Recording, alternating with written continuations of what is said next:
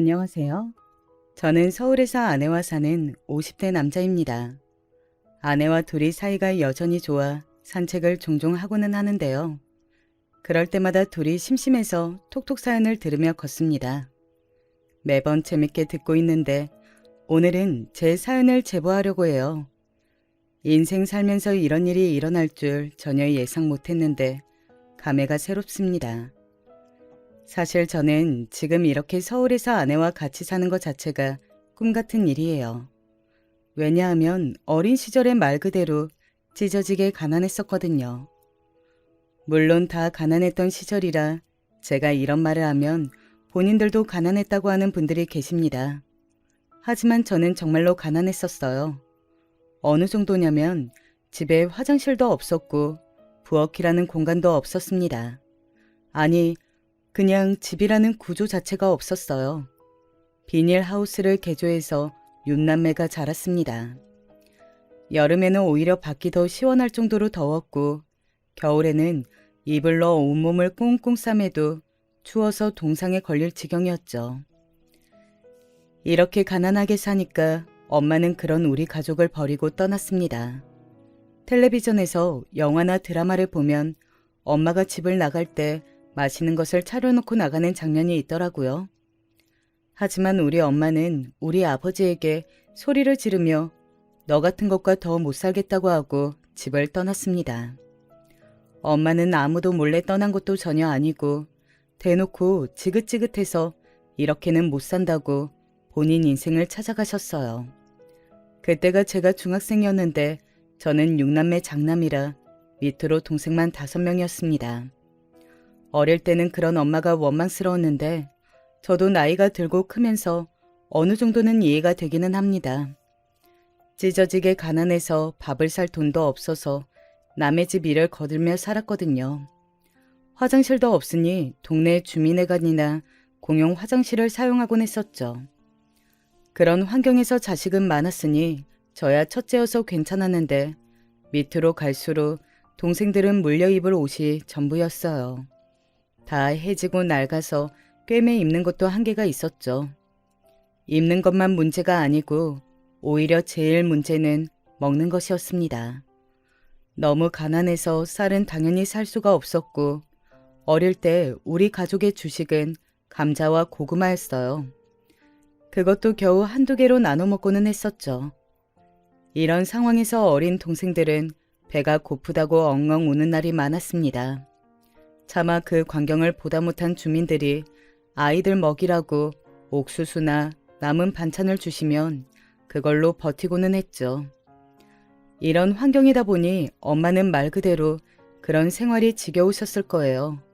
버티기 힘들었고 더 그렇게 살고 싶지 않았겠죠. 그렇게 엄마가 집을 나간 후에 아버지는 한동안 방황을 많이 하셨어요.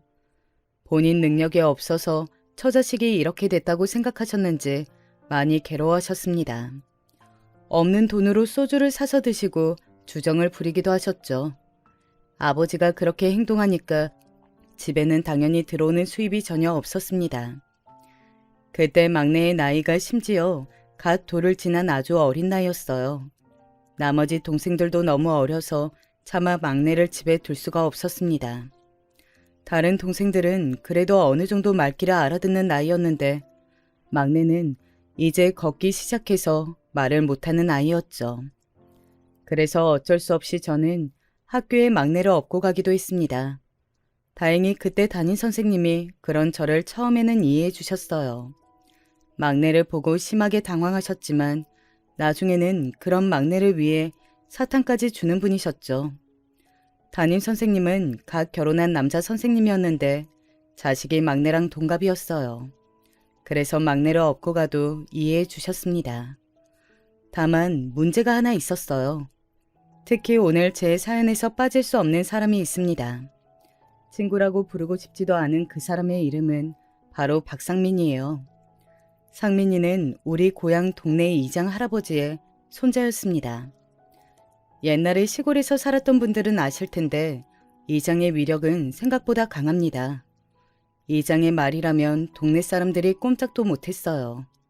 그리고 우리 동네 이장은 동네에서 제일 부자였기 때문에 사람들이 마치 옛날 조선시대 양반처럼 대했습니다. 동네 사람들 대부분이 농사를 짓고 살았는데 그 밭의 주인이 이장이었거든요. 이런 상황에서 상민이는 유일한 이장 할아버지의 손주였으니 얼마나 오냐 오냐 받으며 자랐겠습니까? 오죽하면 상민이에게 도련님이라고 부를 정도였죠. 상민이는 주변에서 자기를 어려워하고 대단하게 여기는 것을 참 좋아했어요. 그도 그럴 것이 학교에서 선생님들도 촌지를 받고 상민이를 대놓고 예뻐하셨습니다.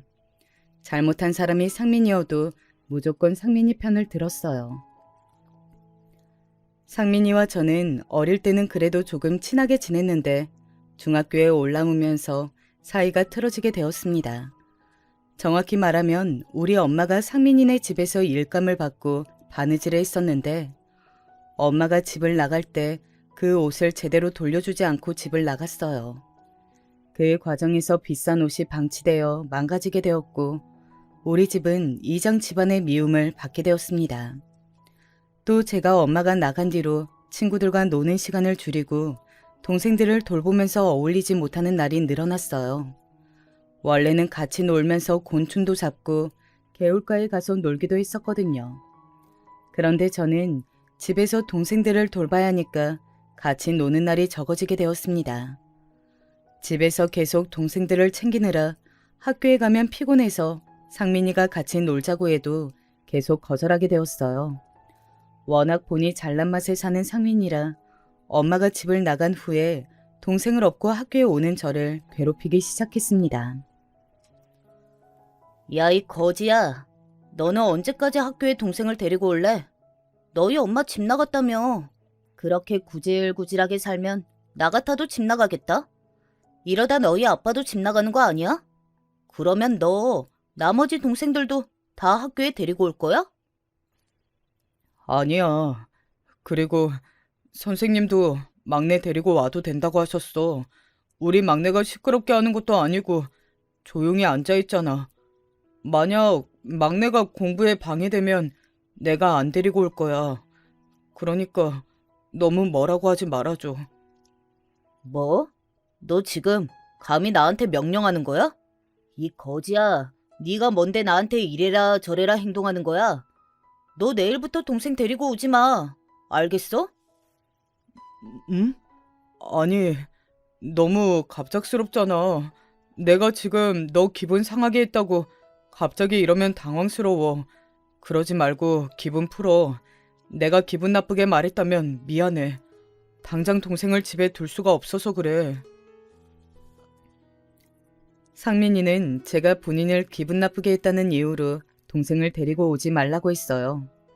일단 급한 대로 사과를 하고 다음날 동생을 데리고 학교에 왔더니 상민이는 저에게 시비를 걸기 시작했습니다.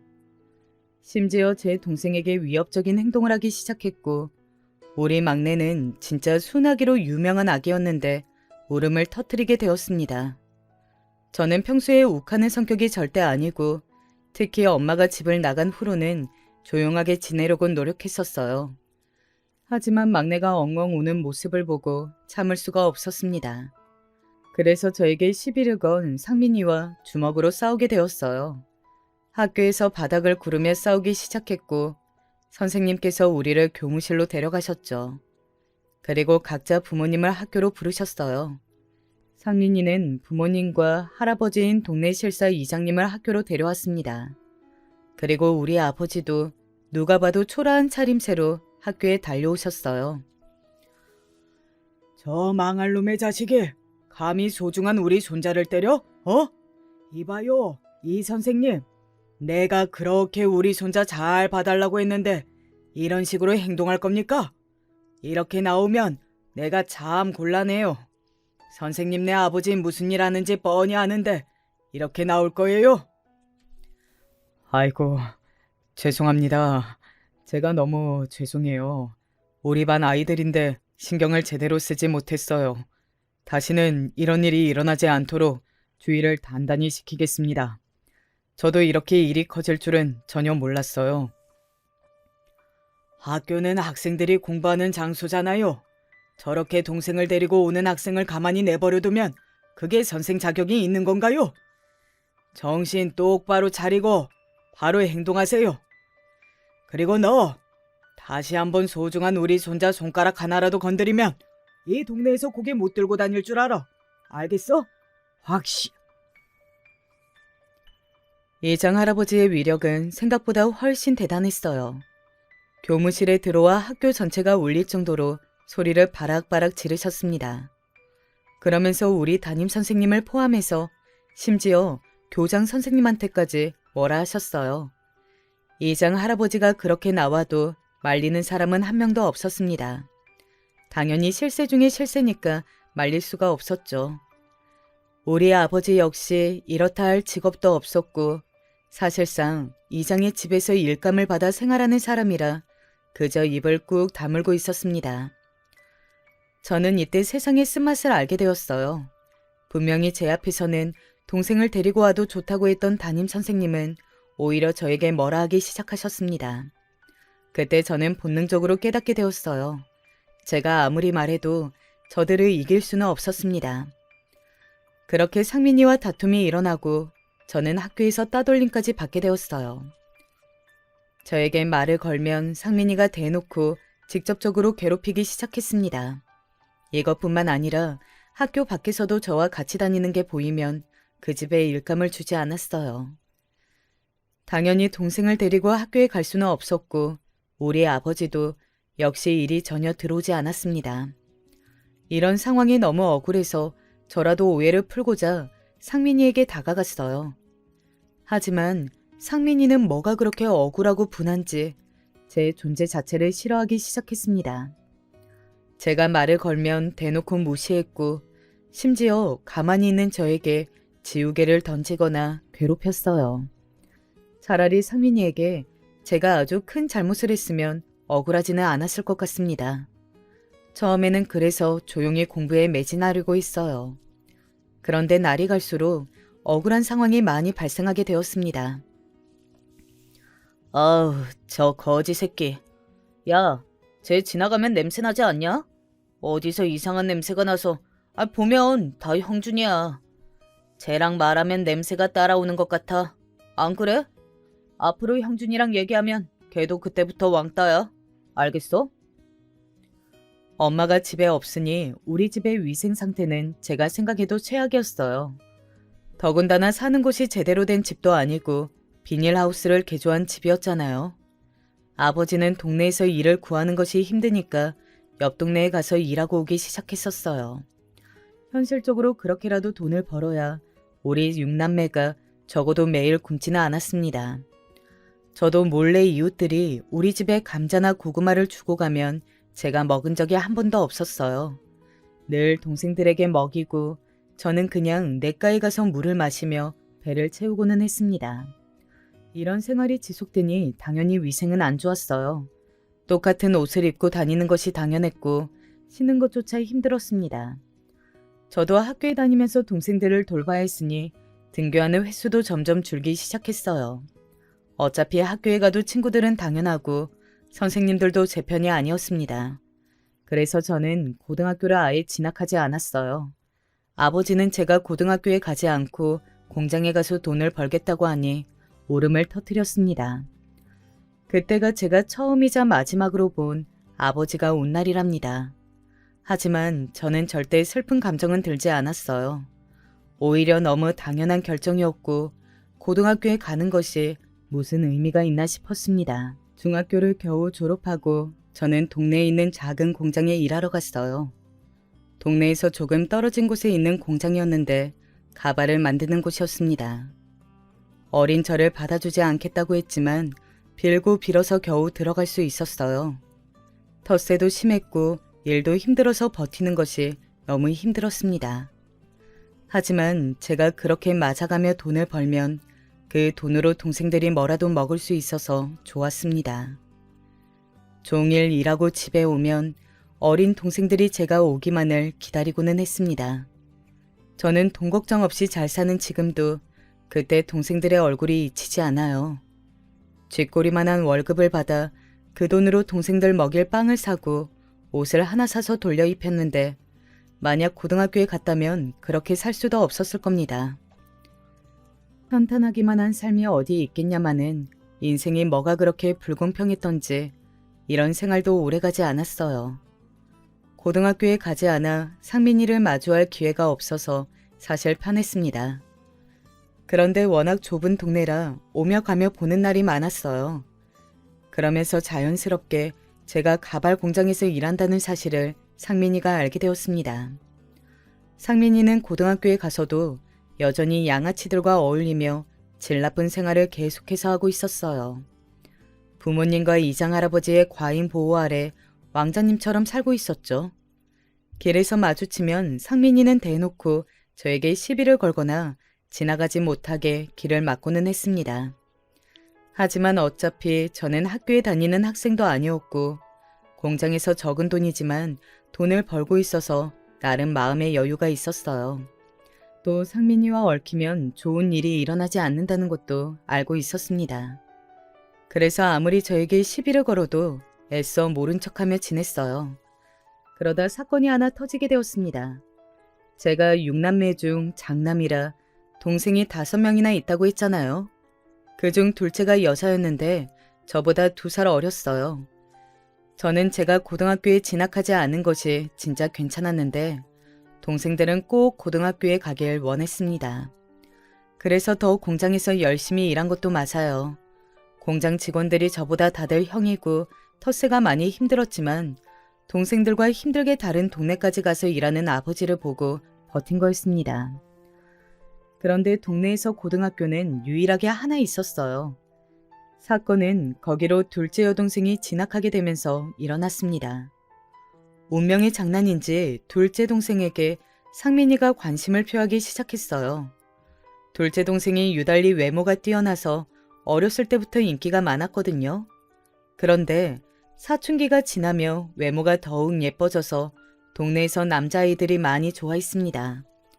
상민이 역시 거기에 해당이 되었어요. 하지만 둘째 동생은 상민이 때문에 저와 아버지가 얼마나 고통을 받았는지 잘 알고 있었습니다. 그래서 상민이를 싫어했고 사건은 그렇게 발생하게 되었어요. 어느 날 공장에서 돌아왔더니 둘째 동생이 울고 있었습니다. 미순아, 왜 그래? 무슨 일이야? 오빠한테 말해봐. 혹시 누가 괴롭히는 거야? 배고파서 그래? 아버지 없을 때 오빠한테 말해. 내가 해결할 수 있는 거면 해결할게. 제가 아무리 달래도 동생은 입을 꾹 다물고 말하지 않았습니다. 그런데 둘째의 옆에서 셋째가 어렵게 얘기를 꺼냈어요. 둘째가 말렸지만 셋째는 기를 쓰고 말하기 시작했습니다. 오빠, 언니 진짜 불쌍해. 자꾸 그 상민이 오빠가 언니한테 학교 끝나고 놀러 가자고 하고 우리 집까지 와서 놀자고 해. 그 오빠는 이제 고등학교 3학년인데 공부도 안 하나 봐. 왜 그렇게 우리 언니를 쫓아다녀? 심지어 언니가 싫다고 했더니 거지라고 하더라. 저는 이 말을 듣고 화가 머리끝까지 나기 시작했습니다. 저한테 거지라고 놀리는 것은 하도 많이 들어서 아무렇지도 않았어요. 그런데 제 동생들을 곤란하게 하는 모습을 보고 참을 수가 없었습니다. 제가 화가 나자 둘째는 저를 말렸지만 그런 동생들을 뒤로하고 이장 할아버지네 집으로 달려갔습니다. 그리고 딱 그 집 앞에서 상민이를 마주치게 되었어요. 저는 아무 생각도 하지 않고 그냥 그런 상민이를 보고 다짜고짜 가서 얼굴에 주먹을 꽂았습니다. 당연히 상민이는 바닥에 나뒹굴었고 그렇게 우리는 다시 한번 길거리에서 뒹굴며 싸우게 되었어요. 공장을 다니며 험한 일을 많이 겪어서 저는 맷집이 아주 강했었어요.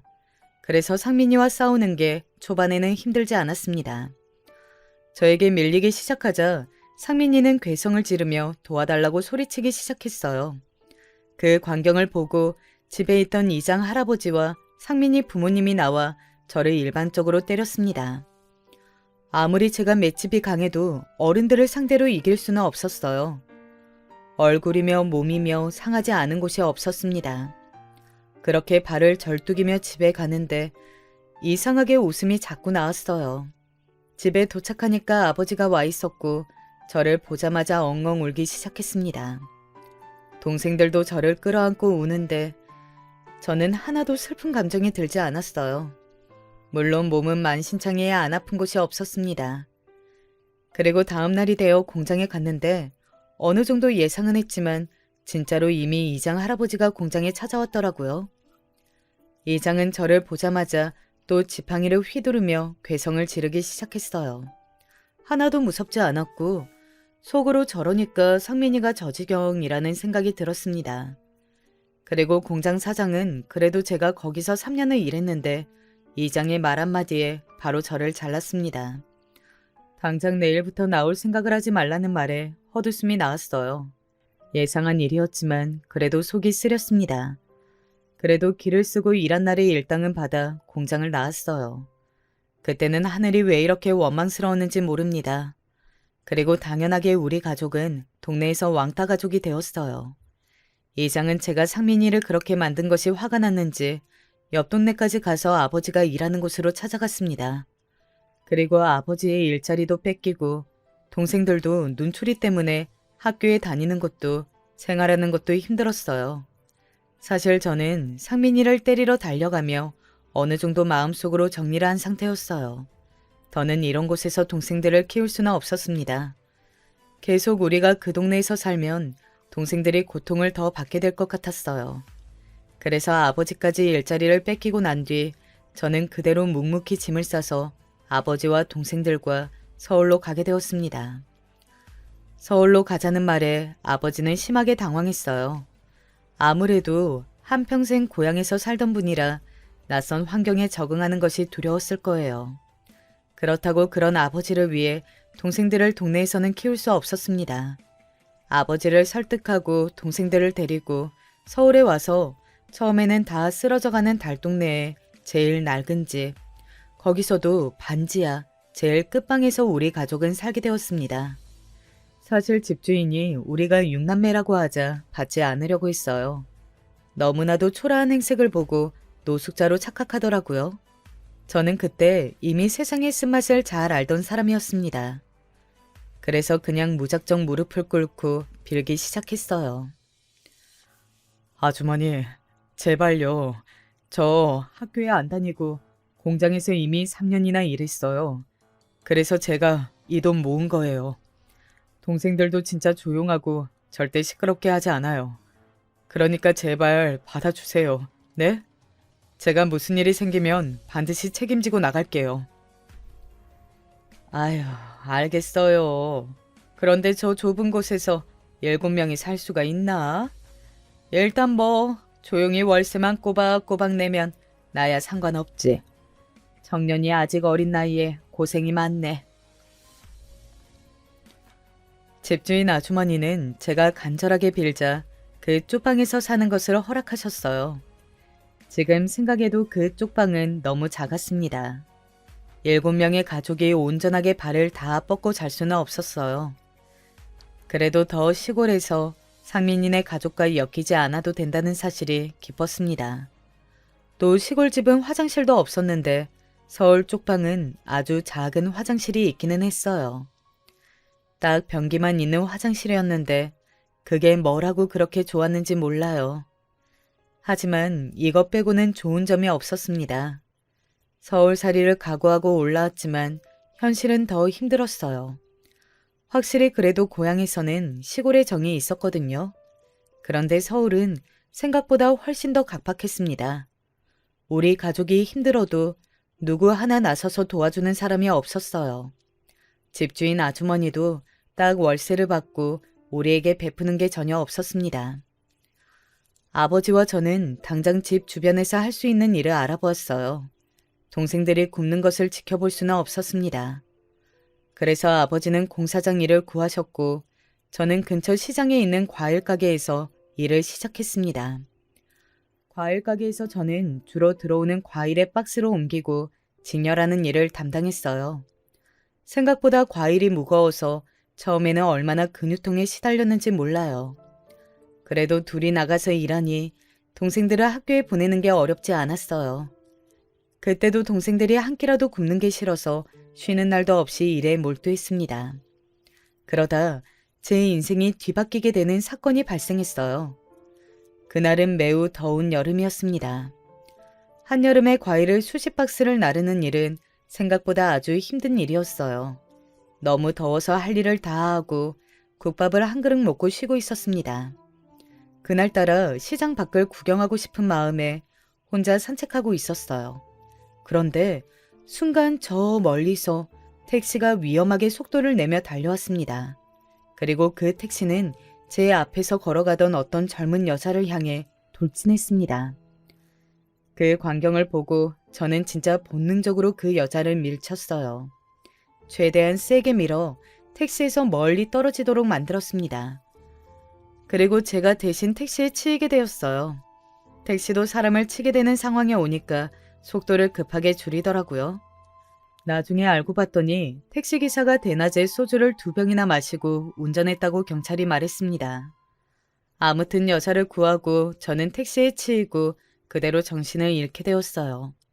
제가 눈을 떴을 때는 이미 병원으로 옮겨진 뒤였습니다. 아무리 택시가 속도를 줄였어도 교통사고는 교통사고였어요. 저는 3달을 병원에 입원해서 누워있게 되었습니다. 그런데 놀라운 일이 일어나게 되었어요. 바로 제가 구한 여자가 아주 서울에서 알아주는 부잣집 딸이었다는 거예요. 안녕하세요. 회장님 지시로 왔습니다. 회장님이 하나밖에 없는 금지오경 외동딸을 살려주어 감사하다고 전해달라고 하셨습니다. 병원비는 당연히 지원해 드릴 거고 퇴원하시고 언제든지 사고 관련으로 병원에 다니게 되면 그건 저희 측에서 부담하겠습니다. 또한 회장님께서 사고 후유증으로 일을 계속 못하시게 된다면 우리 회사에 취직하게 해주신다고 하십니다. 제가 구한 사람이 네로라 하는 부잣집 딸일 줄 저는 당연히 모르고 있던 행동이었어요. 알고 봤더니 심지어 그 딸이 아주 힘들게 얻은 외돈딸이었다고 하더라고요. 제가 교통사고로 입원해서 일할 수가 없어 걱정이었는데 월급보다 훨씬 많은 돈을 받게 되었습니다. 그 돈으로 오죽하면 살던 쪽방을 정리하고 반지하를 탈출해서 1층에 있는 집을 얻을 수 있었어요. 그냥 순간적으로 본능에 따른 행동이었는데 이런 결과를 가져올 줄은 저도 상상하지 못했습니다. 바라고 한 행동이 전혀 아니었는데 마치 선물 같았어요. 동생들과 아버지도 믿기지 않는다고 말했습니다. 저는 아버지에게 힘들게 공사장에 나가서 일하지 말고 집에 있으라고 할 정도였어요. 아버지도 몸쓰는 일을 하며 몸이 많이 상한 상태였거든요. 허리와 어깨가 성하지 않아 매일 파스를 몸에 두르고 살고는 했습니다. 자식으로서 그 모습이 얼마나 슬펐는지 몰라요. 그런데 더 놀라운 점이 뭔지 아세요? 이 사건은 이렇게 금전적인 도움을 받은 것에서 끝나지 않았습니다. 바로 제가 구한 그 여성분이 저에게 관심을 표하기 시작했어요. 처음에는 그냥 자기를 구해줬으니 고마워서 저를 계속 찾아오는 줄 알았습니다. 그런데 시간이 지나며 그 여성분은 저를 노골적으로 따라다니기 시작했어요. 제가 이제 혼자 병원에 다닐 수 있다고 아무리 말해도 들은 척도 하지 않았습니다. 그리고 마침내 대놓고 저에게 연애하자고 들이대기 시작했어요. 저는 너무 당황스러웠습니다. 물론 부잣집 딸이기도 하고 외모도 너무 뛰어난 사람이라 좋았어요. 하지만 근본적으로 저는 가진 것이 아무것도 없으니까 자신감이 없었습니다. 그런데도 여성분은 제가 마치 백마탄 왕자님처럼 느껴졌다고 하며 다가왔어요. 그렇게 우리는 연애를 시작하게 되었습니다. 연애하면서 여자친구에 관한 사랑은 더 커지기 시작했어요. 생각보다 훨씬 다정하고 밝은 사람이었습니다. 그래서 동시에 제 부족함에 대해 더 깨닫게 되었어요. 사실 그리고 제가 교통사고 후유증으로 다리를 절게 되었거든요. 아주 심각하게 목발을 짚거나 평생 휠체어를 타고 다녀야 하는 수준은 아니었습니다. 하지만 온전하게 2발로 걷지는 못하는 상태였어요. 누가 봐도 다리를 저는 사람이었죠. 많이 고통스럽지는 않았는데 제 아픔보다 남들의 시선이 견디기 더 힘들었어요. 이거랑 관련한 비용은 여성분의 아버지가 당연하게 돈을 내주셨어요. 그리고 위로금도 많이 주었습니다. 그 비용으로 우리 동생들은 돈을 걱정하지 않고 학교에 다닐 수 있었습니다. 모른 척 할 수도 있었는데 진짜 고마우신 분들이었어요. 하지만 회장님은 그런 저를 이해해도 제가 하나밖에 없는 금지호 겸 외동딸의 남자친구가 되었다는 것은 인정하지 않으셨어요. 회장님의 심정을 이해 못하는 것은 전혀 아닙니다. 회장님은 제가 다쳐서 입원했을 때는 일이 바빠 저를 보러 오지 않으셨어요. 그런데 제가 따님과 연애한다는 말에는 저를 직접 찾아오셨습니다. 그리고 정중하지만 확실하게 말씀하셨어요. 자네가 대단한 청년인 것은 나도 인정하네. 그리고 우리 성희를 구해준 것도 너무 고마워. 평생 이 은혜는 잊지 않고 자네 가족이 돈 걱정 없이 살도록 해주겠네. 하지만 그렇다고 우리 딸과 결혼하는 것은 반대야. 우리 성희는 하나밖에 없는 자식이라네. 내 말이 무슨 뜻인지 자네는 똑똑하니까 이해할 거라 믿네. 회장님은 저를 괴롭혔던 이장 할아버지와는 완전히 다른 말투와 행동이었어요. 그래서 슬프지만 저는 여자친구에게 이별을 고하게 되었습니다. 당연히 아름답고 밝고 긍정적인 여자친구를 계속 만나고 싶었어요. 하지만 그건 제 욕심이었습니다. 그래서 더 만나는 것은 무리라고 말했어요. 그런데 그때 제 여자친구는 저와 절대 헤어질 수 없다며 무려 단식 투쟁을 하게 되었습니다. 금지 오겹 외동딸이라 여자친구의 집에서는 당연히 난리가 났대요. 여자친구가 애초에 이런 식으로 부모님의 말씀을 거역하는 것이 처음이라고 하더라고요. 그 사실을 저는 회장님을 통해 듣게 되었어요. 여자친구의 단식 투쟁에 화가 난 회장님이 저를 아예 집으로 불렀거든요. 그리고 정말 아이러니하게 저는 그 자리에서 결혼 허락을 받게 되었습니다. 이게 도대체 어떻게 된 건지 궁금하시죠? 회장님이 기사를 보내서 그 차를 타고 회장님의 집으로 가게 되었어요. 여자친구가 네로라 하는 부잣집이라는 것은 저도 이미 알고 있었습니다. 그런데 막상 도착해서 대문 앞에 서니까 집의 크기 자체가 위압감이 들었어요. 아니 우리 가족 7명이 평생 일해도 이런 집에서는 못 살 것 같았습니다. 순간 그냥 들어가지 말까 생각했던 것도 사실이에요. 하지만 이왕 여기까지 왔으니 문을 열고 들어갔습니다. 여자친구는 거실 소파에 앉아 있었어요. 저를 보자 환하게 활짝 웃더라고요. 그 모습을 보고 회장님과 사모님은 대놓고 혀를 차셨어요. 그리고 회장님은 저에게 말씀하셨습니다. 여자친구가 저와 헤어질 바에는 죽겠다고 했다고 하더라고요. 어쩐지 얼굴부터 몸까지 너무나도 마른 모습에 마음이 아팠습니다. 그때까진 회장님도 그랬지만 사모님이 저를 보는 표정은 매우 좋지 않았어요. 저를 마치 벌레 보듯 쳐다보셨습니다. 하지만 기분이 나쁘지 않았고 당연히 그럴 수 있다고 생각했어요. 담담하게 하는 말을 계속해서 듣고 있었습니다. 회장님은 여자친구와 결혼하게 된다면 당신 회사에서 일하라고 하셨어요. 그러면서 본격적으로 경영을 배우라고 하시며 계속 한숨을 쉬셨습니다. 제가 대학에 다니지 않고 있다는 사실은 아니까 고등학교 성적을 물어보셨어요. 저는 담담하게 고등학교를 나오지 않았다고 했더니 사모님은 두통이 온다고 물을 연거푸 마셨어요. 도대체 무슨 인생을 살았기에 고등학교도 나오지 않았냐고 소리를 지르셨습니다. 그리고 그때부터 저는 아주 담담하게 제가 살아온 인생을 말하기 시작했어요. 어디서부터 어디까지 얘기해야 할지 몰라서 그냥 엄마가 집을 나갈 때부터 얘기를 꺼냈어요. 화장실도 없는 가난한 형편에서 끼니를 걸으며 살았던 얘기부터 시작했습니다. 그래도 장남이라 책임감이 강했다고 나름 저를 두둔하는 말도 꺼냈어요. 동생들을 돌보기 위해 고등학교에 가지 않았고 공장에서 일했다고 했어요. 그러다 가족에게 일이 생겨 서울로 왔다고 했죠. 이런 식으로 그냥 있는 그대로 사실을 나열하기 시작하니 저도 속에 있는 말이 나왔습니다. 이런 얘기는 여자친구도 처음 듣는 얘기였을 거예요. 그러면서 서울로 도망치듯 오게 되었고 그렇게 여자친구의 교통사고까지 일어나게 되었다고 설명했습니다. 제 얘기가 다 끝나자 회장님과 사모님은 한동안 말이 없었어요. 단지 여자친구가 혼자 그런 일이 있었냐며 울먹거렸죠. 그리고 잠시 후에 회장님이 말을 꺼내셨습니다.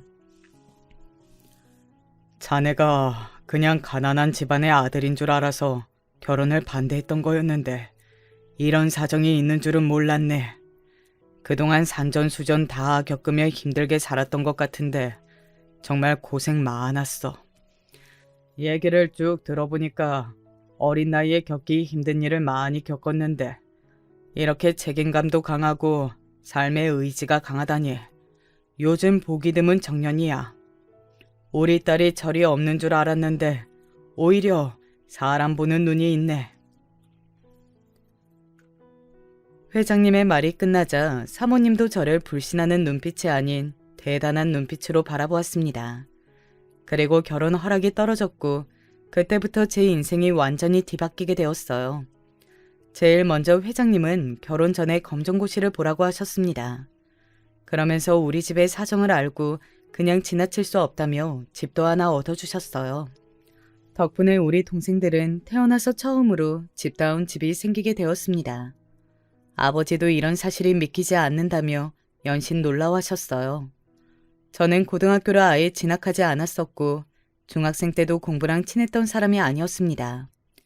그래서 처음에는 남들은 쉽게 따는 검정고시가 참 어려웠어요.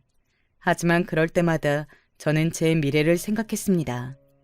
우리 동생들이 조금이라도 더 나은 상황에서 일할 수 있고 또 집 나간 엄마와 고향에서 저를 괴롭혔던 이장 할아버지와 상민이를 생각했어요. 그렇게 검정고시에 합격을 했는데 문제는 대학 입시였습니다. 다들 아시겠지만 그냥 고등학교 졸업장이 있는 것과 대학에 합격하는 것은 전혀 다른 문제잖아요. 하지만 회장님은 제가 대학에 합격하길 원하셨어요. 결혼하면 제가 사위가 될 거고 회사를 물려받을 수도 있으니 경영을 배우라고 하셨습니다. 어차피 다리를 다쳐서 제대로 일할 수도 없었으니 가만히 앉아서 공부를 죽어라 하기 시작했어요. 그리고 마침내 저는 서울에 있는 유명 대학교의 법학과에 입학하게 되었습니다. 지금은 그렇지 않다고 하는데 저 때는 법학과가 간판 학과였거든요.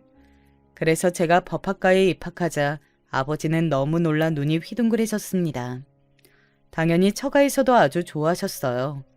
그렇게 결혼까지 하고 저는 본격적으로 장인어른의 애정을 받기 시작했습니다. 장인어른은 제가 다른 것보다 삶의 진심인 모습이 참 좋으셨다고 해요. 또 하나밖에 없는 딸을 공주처럼 대해주는 모습이 좋았다고 하더라고요. 사람이 인생을 살면서 은인을 한 번쯤은 만나게 되잖아요. 저에게 은인은 바로 우리 아내입니다. 아내는 제가 결혼하고 경영 수업을 본격적으로 받으며 코피를 흘릴 때마다 옆에서 얼마나 힘이 되어 주었는지 몰라요. 저는 결혼식으로 올리고 본가에 나와서 처가에서 신혼생활을 시작하게 되었습니다. 제가 우리 집의 실질적인 가장이라 걱정했는데 장인어른은 금전적으로 어렵지 않은 생활을 할 수 있게 많이 도와주셨어요. 결혼하고 바로 얼마 되지 않아 아내와 저는 아이를 가지게 되었습니다. 아이를 낳고 아버지가 되면 비로소 사람이 된다고 하죠. 저는 아이가 세상에 태어나고 원래도 열심히 살았지만 더욱 열심히 살고 싶어졌어요. 그래서 원래도 노동하는 게 몸에 배어 있었으니 하루도 쉬지 않고 회사에 나갔습니다. 사실 사위라는 이유로 낙하산으로 들어와서 미움을 받고 있었거든요. 그래서 더욱 열심히 일했고 회사에서도 점점 능력을 인정받기 시작했습니다. 장인어른도 이 정도로 제가 회사의 진심일 줄은 몰랐다고 좋아하셨어요. 그렇게 회사 일도 적응하고 아이가 크면서 드디어 제 인생에도 행복이라는 것이 오는 줄 알았습니다. 하지만 그건 오산이었어요. 왜냐하면 아버지가 노안과 암으로 돌아가시게 되었습니다. 우리 아버지는 비록 본인이 특출난 능력은 없었어도 자식들을 굶기지 않으려고 애쓰셨던 분이셨어요. 자식들을 사랑하는 마음이 참 크신 분이었습니다. 아버지가 얼마나 고생했는지 잘 알던 저라 이제 겨우 효도하나 싶었는데 돌아가셔서 그때 너무 슬펐어요. 엄마는 집을 나가 행방불명이 되어 어떻게 사는지 모르고 있었고 아버지는 돌아가셨으니 이제 저는 부모가 없는 사람이 된 거였습니다. 현실적으로 동생들을 책임져야 한다는 부담감이 더 늘어났어요. 그리고 그때가 회사 일이 본격적으로 확장되며 일이 많아졌습니다. 그래서 저는 불면증에 시달리기 시작했어요. 그러면서 이상하게 교통사고 후유증이 뒤늦게 나타났습니다. 차라리 몸이 아픈 거면 더 좋았을 텐데 정신적으로 힘들어서 많이 고생했어요. 여보, 괜찮아? 당신 땀을 뻘뻘 흘리면서 너무 고통스러워하길래 내가 깨웠어. 무슨 악몽이라도 꾸는 거야? 신혼 때는 괜찮았는데 아버님 돌아가시고 일이 많아지면서 당신이 잠을 제대로 못 자는 것 같아. 너무 속상하다. 내가 아빠한테 말할 테니까 회사 조금 쉬어볼래? 에휴, 아니야. 회사가 확장되니까 당연히 일이 많아졌지. 이상하게 근데 힘든 일이 조금씩 겹쳐서 잠을 못 잤네. 그리고 예전에 나를 괴롭혔던 놈이 자꾸 꿈에 나와. 아버지가 돌아가시면서 고향 생각이 나서 그런가 봐. 실제로 저는 아버지가 돌아가시고 고향에 묻어주려고 했어요. 이제 더 가난한 비닐하우스에서 사는 사람이 아니고 장지를 구해 묻어줄 형편은 되었으니까요. 하지만 아버지는 무덤보다는 화장을 원하셨습니다. 하늘에서는 자유롭게 살고 싶다고 바다에 뿌려달라고 하셨어요. 마침 고향과 가까운 바다가 있었는데 거기에 뿌려달라고 강하게 말씀하셨죠. 돌아가시기 전에 유일한 소원이라는 말에 우리 가족은 소원을 들어드리려고 했어요. 다만 동생들도 각자 생활이 바쁘기도 하고 저도 그때 당시에 너무 바빠 시간이 나지 않고 있었습니다. 겨우 날짜를 정했는데 그러고 나니까 고향에 관한 생각이 계속해서 머리를 맴돌고 있었어요. 그 영향이 꿈까지 미치게 되었던 거죠. 힘들게 상민이에게 당하면서 살았던 기억이 시간이 지나면서 잊혀질 줄 알았는데 전혀 그렇지 않았어요. 오히려 꿈까지 나올 정도로 피폐해지기 시작했죠. 아내도 제가 이미 다 말해서 그 사실을 알고 있었어요. 그래서 옆에서 저보다 더 안타까워했습니다. 그렇게 아버지의 유고를 뿌리는 날이 다가왔는데 뜻밖의 말을 듣게 되었어요. 바로 우리 가족이 전혀 모르고 있었는데 아버지 앞으로 작은 땅이 있다는 사실이었습니다. 우리 가족이 비닐하우스에서 살았다고 했잖아요. 서울에 올 때 도망치듯 갑자기 오게 되어서 제대로 서류 정리를 본격적으로 하고 오지 않았거든요. 그때는 이런 것에 신경 쓸 정신이 아예 없었어요. 그리고 비닐하우스 자체가 산 밑에 있어서 상업용으로 쓰거나 넓은 평수도 아니었어요. 그동안 가족끼리 너무 힘들게 사느라 사실 머리에서 까맣게 잊힌 상태였습니다. 그 땅에 아버지가 돌아가시니까 저에게 처리하라고 우편이 날라왔어요. 돈이 되는 땅은 아니었는데 그냥 둘 수도 없더라고요. 동생들에게 혹시 그 땅을 이용할 계획이 있냐고 물었습니다. 하지만 동생들도 딱히 고향에 관해 좋은 기억이 있지는 않아서 결국 처분하기로 결정이 났어요. 유골에 뿌리는 날에 가서 아내와 같이 땅에 관한 서류를 처리하기로 했습니다. 그리고 마침내 그날이 다가왔고 저는 아내와 둘이 고향으로 향했어요. 미리 동생들을 만나 바다에 아버지 유골을 뿌린 뒤였습니다. 아버지를 바다에 보내주면서 처음으로 태어나서 엉엉 울었어요. 참 인생이 길고 힘들다고 생각했습니다. 그래도 더 어릴 때처럼 비참하게 살지 않아서 얼마나 다행인지 몰랐어요. 이런 생각을 아내에게 말했더니 그동안 너무 고생이 많았다고 저를 위로했습니다. 제 인생을 이렇게 응원해줄 사람이 나타날 줄은 몰랐는데 영광이었죠. 도망치듯 서울로 올라가고 처음으로 고향에 다시 오게 되었어요. 감회가 참 새로웠습니다. 몇 개월만 지나도 무언가가 확 바뀌는 서울과 달리 고향은 바뀐 게 별로 없었어요. 큰 은행나무도 그대로 있었고 심지어 제가 어릴 때 있던 병원도 그대로였습니다. 바뀐 게 크게 없어서 오히려 당황한 마음이 들었어요. 아내는 연신 신기해하며 옆에서 질문을 많이 했습니다. 저는 아내를 데리고 본격적으로 서류를 정리하기도 전에 여기저기 돌아다녔어요. 제가 다녔던 학교도 가고 놀았던 개울가도 갔습니다. 그리고 마지막으로 동생들과 아버지와 살았던 비닐하우스에도 갔어요. 그때는 저도 속에서 울컥하는 게 올라오더라고요. 아내에게 여기서 살았다고 하니까 눈물을 글썽였습니다. 어릴 때는 몰랐는데 다 크고 아버지가 된 채로 내려와 보니 그때 아버지가 얼마나 힘들었을지 상상이 가기 시작했어요. 화장실도 없는 집도 아닌 공간에서 참 고생이 많았죠. 한참을 앉아 아내와 대화하고 집에 가려고 밖으로 나왔어요. 좋은 기억이 가득한 공간이 전혀 아닌데 마음이 헛헛하고 의외로 떠나기 아쉬운 마음이 들었습니다. 마지막으로 은행에 가서 서류 정리를 하려고 걸어가고 있던 그 순간이었어요. 저 멀리에는 제가 다녔던 가발 공장도 보이고 바뀐 게 없어서 신기해하고 있었습니다. 아내와 손을 잡고 산책하며 걷고 있는데 제 앞을 누가 가로막았어요. 저는 처음엔 누군가 하고 봤는데 그 사람이 누구였는지 아세요? 바로 상민이었어요. 바뀐 게 없는 고향에서는 상민이까지 그대로였어요. 사실 시간이 많이 흘렀으니 알아볼 수 없을 줄 알았거든요. 내심 고향으로 가면서 아내에게 상민이 얘기를 꺼냈었어요. 제 악몽의 주인공이고 우리 가족의 인생을 힘들게 만든 놈이 과연 고향에 계속 있을지 궁금했었죠. 그런데 정말로 상민이를 이렇게 마주칠 줄은 몰랐는데 너무 당황했습니다. 사실 딱 보자마자 놀라움과 동시에 아주 약간의 반가움도 있었어요. 아무리 미워도 사람이 변할 수도 있잖아요. 그런데 여러분, 사람은 절대 변하지 않는다는 것 아시나요? 저는 상민이를 보고 그 점을 깨닫게 되었습니다. 야, 이게 누구야?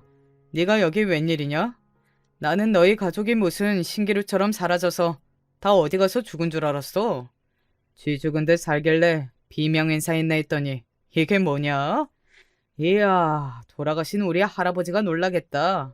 야, 우리 할아버지 무덤에 가서 인사하고 가. 여전하구나. 조금이라도 철이 들 줄 알았는데 어쩜 이러니? 어릴 때는 어려서 그럴 수도 있다고 생각했는데 너희 가족의 인성은 그대로네. 놀랍지도 않다. 여보, 그냥 가자. 저는 저를 보자마자 다짜고짜 시비를 거는 상민이를 보고 혀를 찼습니다. 유명한 속담 중에 똥이 더러워서 피하지 무서워서 피하냐는 말 아시죠? 저도 딱 그 심정이었습니다. 상민이와 1초도 더 엮이고 싶지 않았어요. 그래서 아내를 데리고 그 자리를 뜨고 싶었습니다. 하지만 상민이는 제 생각보다 훨씬 악질이고 나쁜 인성의 소유자였어요. 저 같으면 그냥 그 자리를 떠나는 것을 보면 보낼 것 같았는데 상민이는 상당히 위협적으로 행동하기 시작했습니다. 뭐? 아내? 야, 와엄마, 너 같은 찌질이도 결혼했네? 어? 저기요, 얘랑 결혼했어요? 이렇게 예쁜 분이 도대체 뭐가 부족해서 얘랑 결혼했어요? 어라? 지금 보니까 다리도 저네? 다리 저는 놈이랑 결혼하면 얼마나 불행해요? 그러지 말고 지금이라도 이혼하고 저랑 살죠? 상민이는 선을 넘는 발언을 하기 시작했어요. 저도 더 참을 수가 없더라고요. 아무리 그래도 사람이 할 말이 있고 못할 말이 있잖아요. 상민이는 그 정도를 모르는 것 같았습니다. 심지어 상민이는 갑자기 과도하게 행동하며 품 안에서 지갑을 꺼냈어요. 그러면서 명함을 꺼내 아내에게 건넸습니다. 얼떨결에 아내는 명함을 받았어요. 그리고 이어서 믿을 수 없는 일이 일어났습니다. 우리 아내가 갑자기 상민이의 뺨을 날렸어요. 아내는 절대 누군가를 때리거나 혹은 나쁜 말을 한 적이 전혀 없는 착한 사람이에요. 그런데 그런 사람이 사람의 뺨을 때리다니? 저는 너무 놀랐어요. 하지만 아내는 아주 당당했습니다. 상민이가 뺨을 맞고 아내에게 달려들어 제가 그 앞을 가로막았죠. 그렇게 예전처럼 상민이와 또 바닥을 뒹구는데 아내의 말을 듣고 상민이는 몸부림을 멈추었습니다. 아, 진짜 기가 막혀. 저기요, 아저씨. 당신이 뭔데 우리 남편한테 그런 막말을 해? 뭐 얼마나 잘난 놈인가 싶어서 가만히 있었는데 별것도 아니네. 대통령이 이래도 웃긴 판에 뭐 이런 꼴랑 조그만 회사 아니지. 사무실 하나 운영한다고 잘난 척이야? 당신 내 남편하고 우리 아빠 회사 어딘지 알아? 어? 당신 정도 사회에서 죽이는 거 일도 아니야. 아내가 악을 쓰며 말하자 상민이는 오히려 되물었어요. 뭐가 그리 잘났냐는 말에 아내가 당당하게 지갑에서 명함을 꺼내 상민이에게 던졌습니다. 땅에 떨어진 명함을 확인한 상민이는 말 그대로 얼굴이 허옇게 질렸습니다. 명함을 보고 상민이는 말을 더듬으며 저에게 물었어요. 너 진짜야? 진짜? 네가 여기 전무라고? 너 이 새끼 가진 것도 하나 없으면서 어떻게 된 거야? 어? 야, 그럼 진작 말하지. 내가 너 이렇게 잘 나갈 줄 알았어. 하하. 어릴 때 우리 친했던 거 알지? 아우, 오랜만에 고향 온 이유가 있었네. 상민이는 너무나도 뻔뻔하게 행동하기 시작했어요. 방금 전까지 저와 바닥을 구르며 싸웠던 것은 까먹은 것인지 대놓고 들러붙기 시작했습니다. 기가 막혀 가만히 보고 있었는데 상민이는 진심으로 우리 부부에게 매달렸어요. 알고 봤더니 상민이는 집안 자체가 망해서 빚더미더라고요. 우리에게 들러붙으면 콩고물이 떨어질 줄 알았는지 아예 태도를 바꾸었습니다. 당연히 저는 그런 상민이와 더 같이 있고 싶지 않았어요. 아내 역시 그냥 그 자리를 뜨자고 하더라고요. 그렇게 상민이를 뒤로하고 차에 타서 서울로 다시 오게 되었습니다. 상민이는 끝까지 우리 부부를 놓치기 싫어했어요. 달려와서 제 바짓가랑이를 붙들기도 했습니다. 대놓고 돈을 빌려달라는 소리를 하는 모습에 할 말이 나오지 않았습니다. 이런 놈이 뭐라고 어릴 때 그렇게 무서워했는지 억울한 마음도 들었어요. 아내는 서울로 올라오는 내내 제 악몽의 주인공인 상민이에게 뺨 한 대로는 모자랐다며 말했습니다. 그리고 서울에 와서 동생들을 불러 모아 있었던 일을 전했어요. 동생들도 너무 통쾌하고 잘했다고 하더라고요. 여러분, 여기까지가 제가 준비한 사연입니다. 예전에는 고향을 생각하면 억울하고 어딘가 불편한 마음이 가득했었어요. 그런데 상민이를 만나 복수하고 오니 이제는 완전히 편안한 상태가 되었습니다. 저도 예전처럼 악몽을 꾸거나 그런 증상도 아예 사라졌어요. 요즘엔 아내와 함께 행복하게 살며 아이를 키우고 있습니다. 장인어른의 회사도 열심히 다니고 있어요. 장인어른이 곧 저에게 경영권을 넘기고 쉬고 싶다고 하시더라고요. 너무 가난해서 밥도 못 먹던 제가 한 회사의 회장이 되다니 감회가 새로워요. 저를 죽어라 괴롭히던 상민이네 집안은 망할 대로 망했더라고요. 이런 것을 보면 분명히 하늘이 나쁜 사람들을 지나치지 않는 것 같습니다. 저는 남은 인생을 우리 가족과 행복하게 살도록 하겠습니다. 제 사연 들어주셔서 정말 감사합니다. 여러분도 행복한 인생 사시길 진심으로 기원하겠습니다. 제가 진짜 참고 참았지만 도저히 어처구니가 없고 화가 나서 최근에 일을 하나 벌였습니다. 그런데 남편이 저보고 잘못했다고 그러는데 저는 제가 잘못했다는 말 자체가 용납되지 않기 때문에 이렇게 다른 분들에게라도 의견을 묻고 싶어 사연을 보내봅니다. 저는 남편과 결혼한 지 10년이 지났어요. 자식도 있고 서로 막 불타듯이 사랑하진 않지만 그래도 믿을 만한 아내와 남편으로서 저희 가족 먹고 사는 것만 신경 쓰고 열심히 살았다고는 생각합니다. 그리고 당연히 남편의 아내로서 시부모님도 극진히 모셨어요.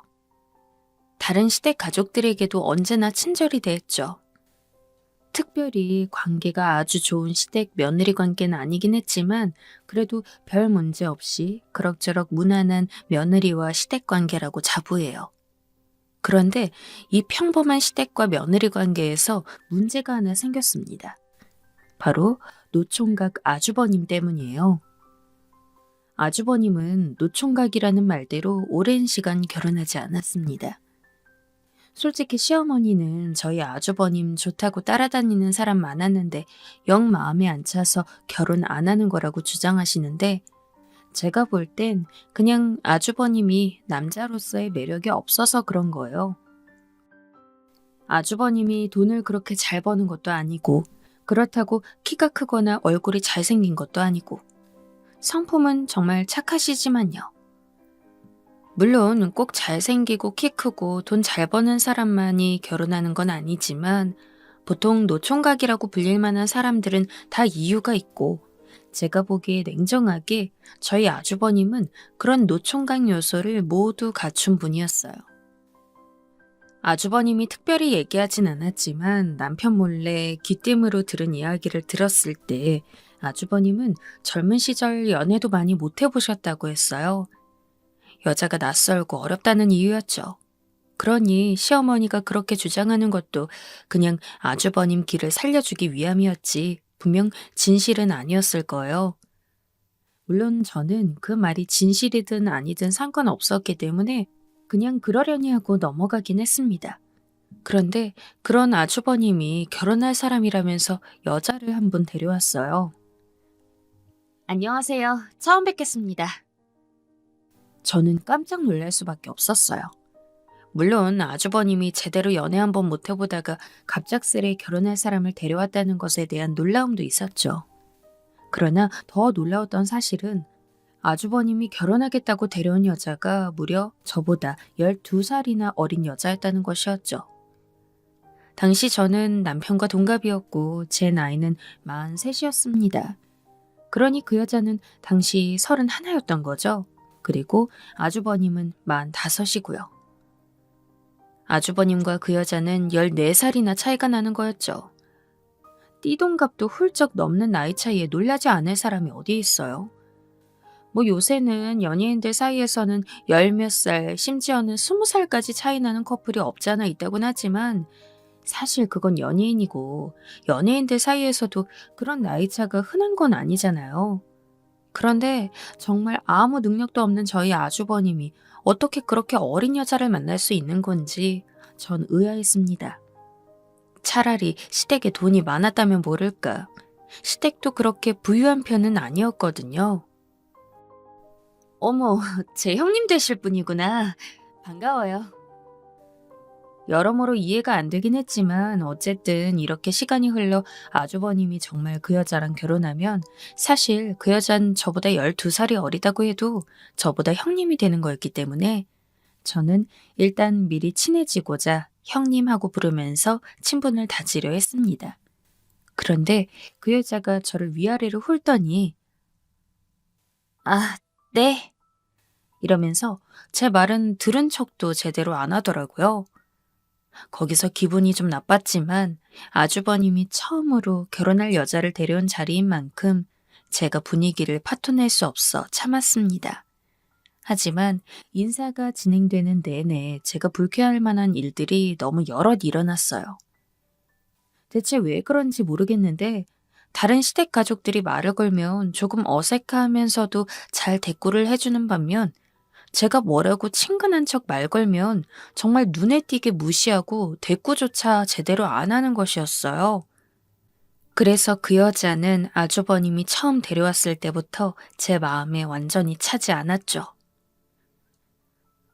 뭐 나쁜 마음 먹고 아주버님 등 쳐먹으려는 거 아니야? 이미지가 워낙 안 좋다 보니 그런 생각도 들었죠.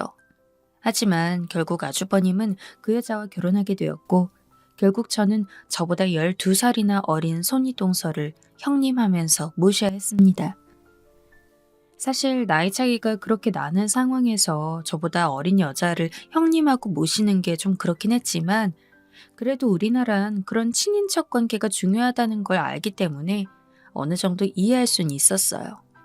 그러나 12살 어린 여자를 형님으로 부르는 게 문제가 아니라 그 여자를 형님으로 불러야 한다는 게 너무 거슬렸죠. 차라리 아주버님이 다른 어린 여자를 데려와서 결혼했다면 이렇게까지 기분 나쁘진 않았을 거예요. 하지만 저는 이미 그 여자가 처음 인사하러 오는 날 그 여자에 대한 이미지를 거의 바닥까지 생각하고 있었기 때문에 제 자존심상 그런 여자를 형님하고 모신다는 게 쉽지 않았죠. 물론 제가 그런 마음을 갖고 있다고 해서 어쨌든 형님이 된 사람을 형님으로 모시지 않을 수는 없었어요. 그리고 한편으론 나중에 시간이 좀 더 지나면 그래도 같은 식구가 된 사람으로서 마음을 서로 풀고 친하게 지낼 수 있지 않을까 하는 기대도 있었죠. 하지만 몇 번의 만남 이후로 그런 기대는 산산이 부서졌어요. 형님, 혹시 식기 어디다 놓으셨어요? 동서, 그거 저쪽 찬장에 좀 꺼내와. 전 꼬박꼬박 형님이라고 이야기하며 존댓말하는데 그쪽은 제가 말을 걸 때마다 동서라고 이야기하면서 모든 말을 전부 반말로 끝내는 겁니다. 그게 얼마나 기분 나쁜지 아십니까? 저한테 극존칭을 써달라는 건 아니에요. 하지만 본인도 자기랑 나랑 12살이나 차이 나는 걸 뻔히 아는데 그럼 호칭까지는 동서라고 한다고 쳐도 존댓말 정도는 써줄 수 있는 거잖아요. 와, 진짜 한 대 쥐어받고 울릴 수도 없고. 어쨌든 내가 나이가 많다고 해도 그쪽이 손윗동서인 건 맞으니까 제가 형님하고 존대하는 건 참았지만 띠동갑 차이 나는 어린 여자한테 반말을 듣는다는 게 참기 힘들었습니다. 그래서 언제 한 번은 조용히 기분 나쁘지 않게 이야기한 적도 있었어요. 형님만 괜찮으시면 저희 서로 존댓말을 하면서 이야기해도 될까요? 물론 형님이시긴 하지만 그래도 제가 더 나이가 많으니까 조금 더 서로 존중하면서 이야기를 하면 좋을 것 같아서요. 하지만 그 여자도 진짜 강적이더군요. 내가 왜? 동서 말대로 동서가 나이가 많긴 하지만 내가 형님이잖아. 내가 형님인데 그런 것까지 신경 써야 돼? 가족 사이에 그런 사소한 거 너무 마음에 담아두고 그러지 마. 그럼 동서만 번거롭고 귀찮잖아. 마음을 좀 넓게 가져야지, 응? 아주 저를 타이르듯이 이야기하는데 진짜 꾹꾹 참았던 게 그때 터질 뻔했습니다.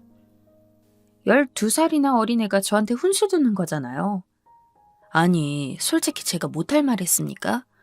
저한테 무작정 존댓말 하라 그러고 나는 반말 쓰겠다는 것도 아니고 가족이긴 하지만 그래도 뭐 자주 보는 입장도 아니니까 그냥 적당히 서로 존중하자는 의미로 잘 돌려서 이야기했는데 거기다 대고 저한테 훈계를 하니까 기분이 확 더럽더라고요. 그 대화 이후 저는 형님에 대한 이미지를 더욱 안 좋게 생각하게 되었어요. 마음 한편으론 참자, 그깟 나이는 아무것도 아니다 하고 저 자신을 다독여봤지만 매번 얼굴 볼 때마다 그런 거를 봐야 하니까 사람 참을성에도 한계가 있더군요. 그리고 제가 본격적으로 터지게 된 것은 바로 이번 추석이었습니다. 사실 그동안 몇 번의 명절을 거치고 나서 전 형님이랑은 절대 상종할 수 없겠다는 것이 머리에 딱 박혀 있어서 어쩌다가 명절이나 혹은 시부모님 생신, 다른 기타 행사 등으로 시댁에 가서 형님을 보게 될 일이 있을 때 최대한 부딪히지 않기 위해서 멀리 떨어져 있었어요. 집안일을 하더라도 일부러 형님이 요리를 하면 제가 뒷정리하는 식으로 나눠서 하려고 했고 다 같이 한자리에 앉아 있을 때도 형님과는 최대한 떨어져 앉았습니다.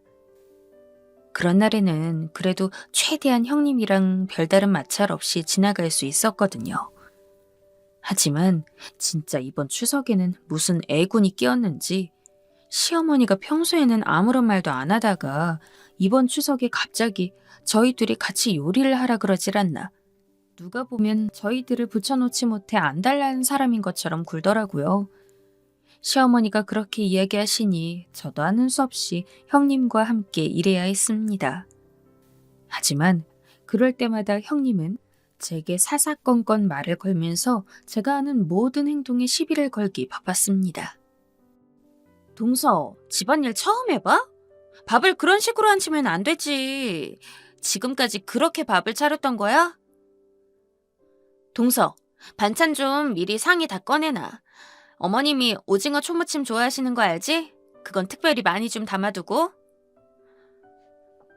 동서, 나 바쁘니까 설거지 좀 해줘. 대신 내가 어머니랑 시간 좀 보내고 있을게. 그동안 형님과 함께 얼굴을 마주하는 날이 올 때마다 형님의 막무가내식 반말에 대해 대책을 세워야겠다는 생각을 하긴 했습니다.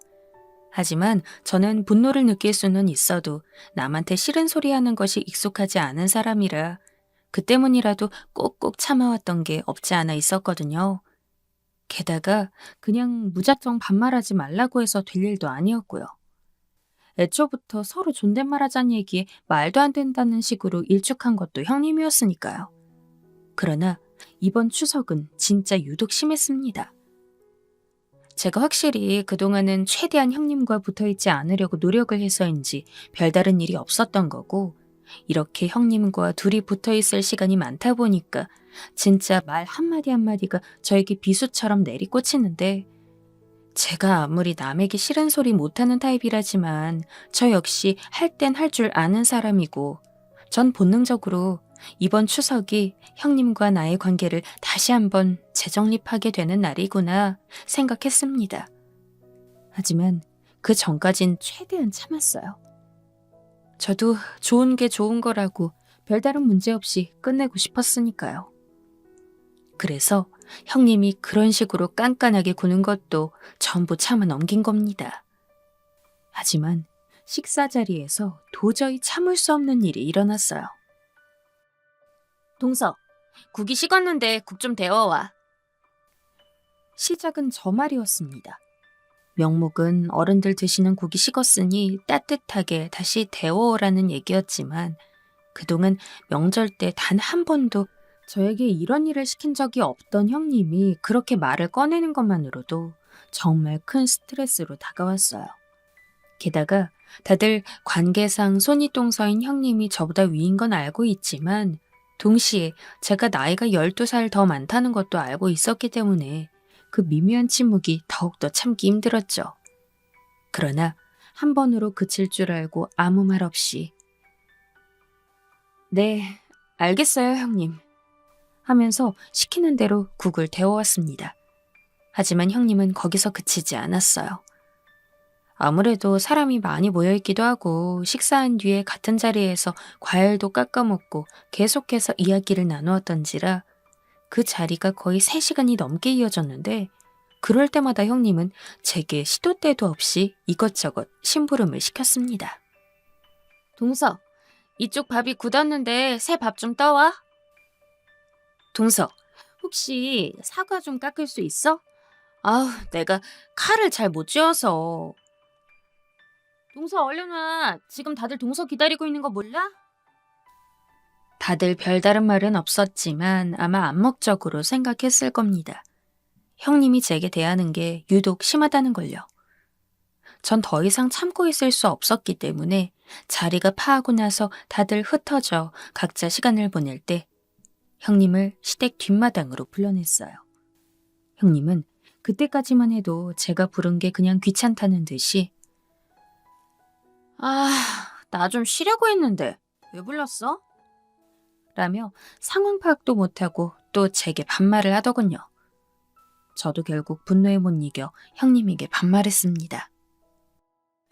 야, 내가 너보다 밥을 먹으면 몇천 그릇 더 먹었고 똥을 쌌으면 훨씬 더 많이 쌌어. 나이도 어린 게 건방지게 어디서 반말을 찍찍해? 요즘 시대가 어느 때인데 손윗동서라고 이렇게 말 같지도 않은 짓거리 하는 게 용인 될 것 같아? 한 번만 더 그러면 죽을 줄 알아. 알았어? 형님, 아니 형님이라고 부르기도 싫으니까 그냥 다시 그 여자라고 부를게요. 그 여자는 제가 쌍욕하면서 손가락질하니까 당황스럽고 어처구니가 없었는지 어버버 하면서 동서, 지금 뭐 하는 거야? 라며 항변 아닌 항변을 했습니다. 하지만 이미 눈이 획 돌아버린 제가 그런 형님의 말이 귀에 들어올 리 없었죠. 저는 오히려 삿대질을 더욱더 강하게 하면서 내가 그냥 참고 있으니까 아주 만만해서 미치겠나 본데 자꾸 그딴 식으로 나오면 재미없을 줄 알아. 내가 미쳤다고 나보다 12살 어린 년한테 이딴 취급받고 참고만 있을 거라 생각해? 라고 하며 그동안 참아왔던 모든 이야기들을 그 여자에게 쏟아붓고 씩씩대며 집으로 돌아갔어요. 갑작스럽게 옷을 챙겨 입고 집을 가겠다는 제 행동에 제 남편은 물론이고 모든 시댁 식구들이 놀랐지만 전 그런 모습에 일일이 대꾸하며 왜 화가 났는지, 왜 집에 가려는지 이야기하고 싶은 생각이 하나도 없었죠. 저를 무례한 사람으로 봐도 상관없었어요. 더 이상 그 여자랑 같은 공간에 있고 싶지 않았으니까요. 제가 집에 도착하고 얼마 지나지 않아 남편이 바로 제 뒤를 따라왔는지 현관문이 열리는 소리가 들렸습니다. 당신 대체 왜 그래? 그리고 형수님한테 무슨 이야기를 한 거야? 왜? 그 여자가 뭐라고 해? 그 여자라니. 당신, 형수님한테 왜 그렇게 얘기해? 당신 그렇게 가고 나서 형수님이 우리한테 무슨 일 있었는지 다 얘기했어. 당신이 갑자기 형수님을 뒷마당으로 부르더니 욕을 하면서 뭐라고 했다면서. 엄마 진짜 화 많이 났어. 빨리 사과드려.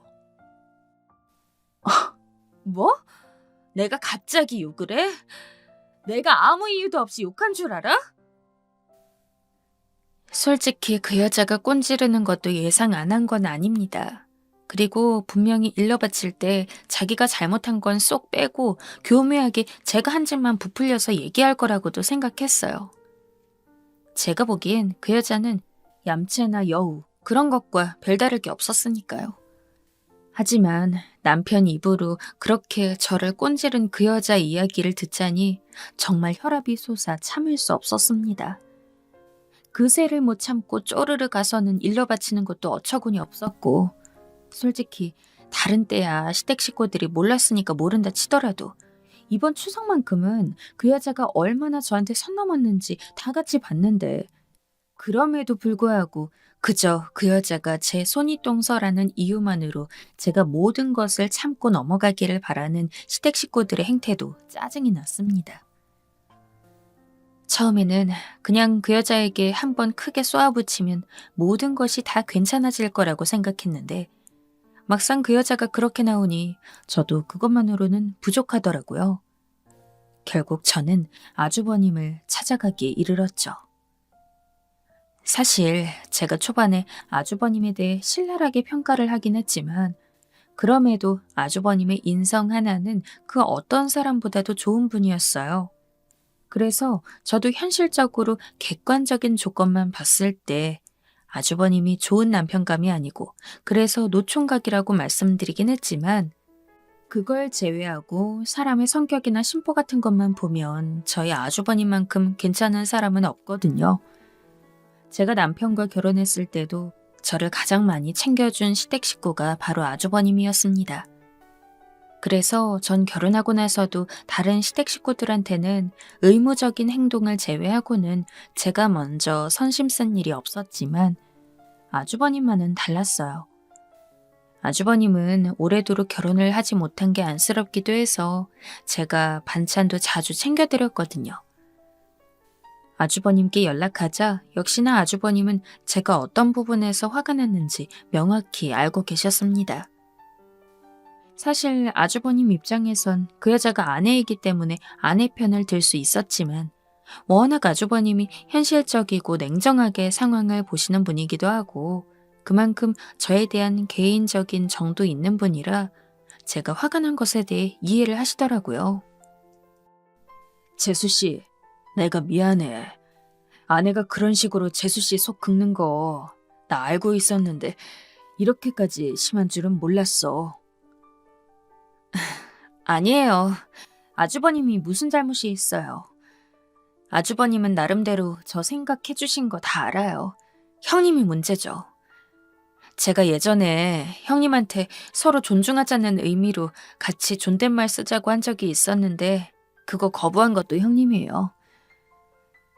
솔직히 아주버님 생각해서라도 그런 식으로 형님한테 무리하게 굴고 싶진 않았는데 저도 정말 참을 수가 없어서 그랬어요.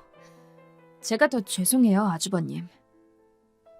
아유, 아니야. 재수씨가 뭐가 죄송해. 나도 어제 좀 놀라긴 했지만 아내 행동하는 거 보니까 그동안 재수씨가 얼마나 힘들었을지 눈에 보이더라. 그래, 잘했어. 다른 시댁 식구들, 심지어 남편까지도 절 이해하지 못하는 상황에서 아주버님이 절 이해해 주신다고 하니까 정말 감격스러운 눈물이 핑 돌아서 저도 모르게 울 뻔했습니다. 하지만 제가 아주버님에게 전화를 한 건 그냥 죄송하다고 혹은 고맙다는 이야기를 전하기 위한 것이 아니었기 때문에 저는 최대한 눈물을 감추고 아주버님에게 본론을 꺼냈어요. 전 솔직히 형님이랑도 잘 지내고 싶어요. 좋은 게 좋은 거라고 싸우는 거 좋아하는 사람이 누가 있겠어요. 하지만 형님이 저한테 계속 그런 식으로 대하면 아무리 시간이 지나도 형님이랑 친하게 지낼 수 없을 거예요. 그래서 만약에 아주버님이 괜찮으시면 제가 비록 손아래 동서이긴 하지만 그래도 10년 넘게 더 산 인생 선배이기도 하니까 제가 직접 형님한테 이런 부분들을 좀 가르쳐 드리고 싶어요. 괜찮을까요? 그래, 재수 씨가 원하면 그렇게 해. 재수 씨가 어떤 식으로 내 아내를 교육시키든 난 신경 안 쓸게. 분명 재수 씨 성격에 그동안 많이 참았을 거야. 그리고 이번에 그 참던 게 터진 거고 그만큼 내 아내가 재수 씨한테 그동안 잘 못해왔단 얘기니까 그러니 그냥 편한 대로 마음껏 다뤄. 아주버님까지 그렇게 이야기하시니 저로서는 천군만마를 얻은 느낌이었습니다. 그래서 저는 그 길로 바로 아주버님 댁에 가서 기본 예의도 없는 그 여자를 교육시키기 시작했죠.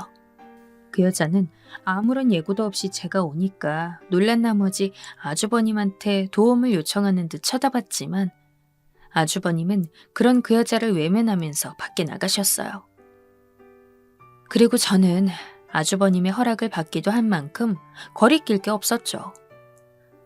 솔직히 거기서라도 그 여자가 조금 기죽고 수그리는 모습을 보였으면 그렇게까지는 안 했을 텐데 저한테 손가락질을 하면서 동서, 지금 이렇게 하고 뒷감당할 수 있어? 라며 적반하장으로 화를 냈는데 이건 어지간해서는 그냥 말로 들을 사람이 아니다 싶어서 그냥 머리털을 잡고 다 뽑아버릴 기세로 당겼습니다. 제가 다른 건 몰라도 손아귀랑 팔 힘은 엄청 세거든요. 그 여자는 제 손에 한 움큼 머리카락이 뽑히고 나서야 제 앞에서 무릎을 꿇고 엉엉 울면서 동서님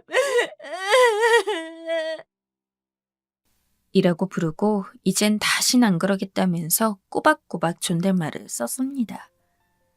그렇게 평생의 수건 아닌 수건을 아주버님의 배려로 생각보다 빠르게 해결하고 집으로 갔는데 남편이 저를 힐난하더군요. 당신 정말로 형수님 교육시키러 형님 집에 간 거야? 좀 너무하지 않아? 아주버님이 허락한 상황인데 뭐가 너무해? 그리고 당신도 그날 봤잖아. 당신은 그런 모습 본 게 처음이겠지만 형님이 그런 거 그날뿐만 아니야. 나 그동안 계속 참아왔고 그날은 진짜 도가 지나치다 싶어서 화낸 거야. 그리고 아주버님은 이런 나 이해해줬고 당신은 어떻게 아주버님도 날 이해해주는데 당신이 날 이해 못해줘? 저에게 심했다고 하는 남편. 저는 그런 남편을 이해하지 못하겠습니다. 지금 그 문제로 거의 일주일을 넘게 싸우고 있는데 저는 도저히 이해가 안 돼서 이렇게 다른 분들에게 물어보려고 사연을 정리했습니다. 정말 가감없이 있는 그대로 제가 한 행동마저 하나 빠뜨리지 않고 정확히 적었다고 자신합니다. 요즘 시대에 서로 존중하는 게 맞잖아요. 제 입장에선 타당한 행동이었는데 지금까지 제 사연을 들으신 여러분들이 보셨을 때 정말로 형님이 아닌 제가 잘못한 게 맞다고 생각하시나요?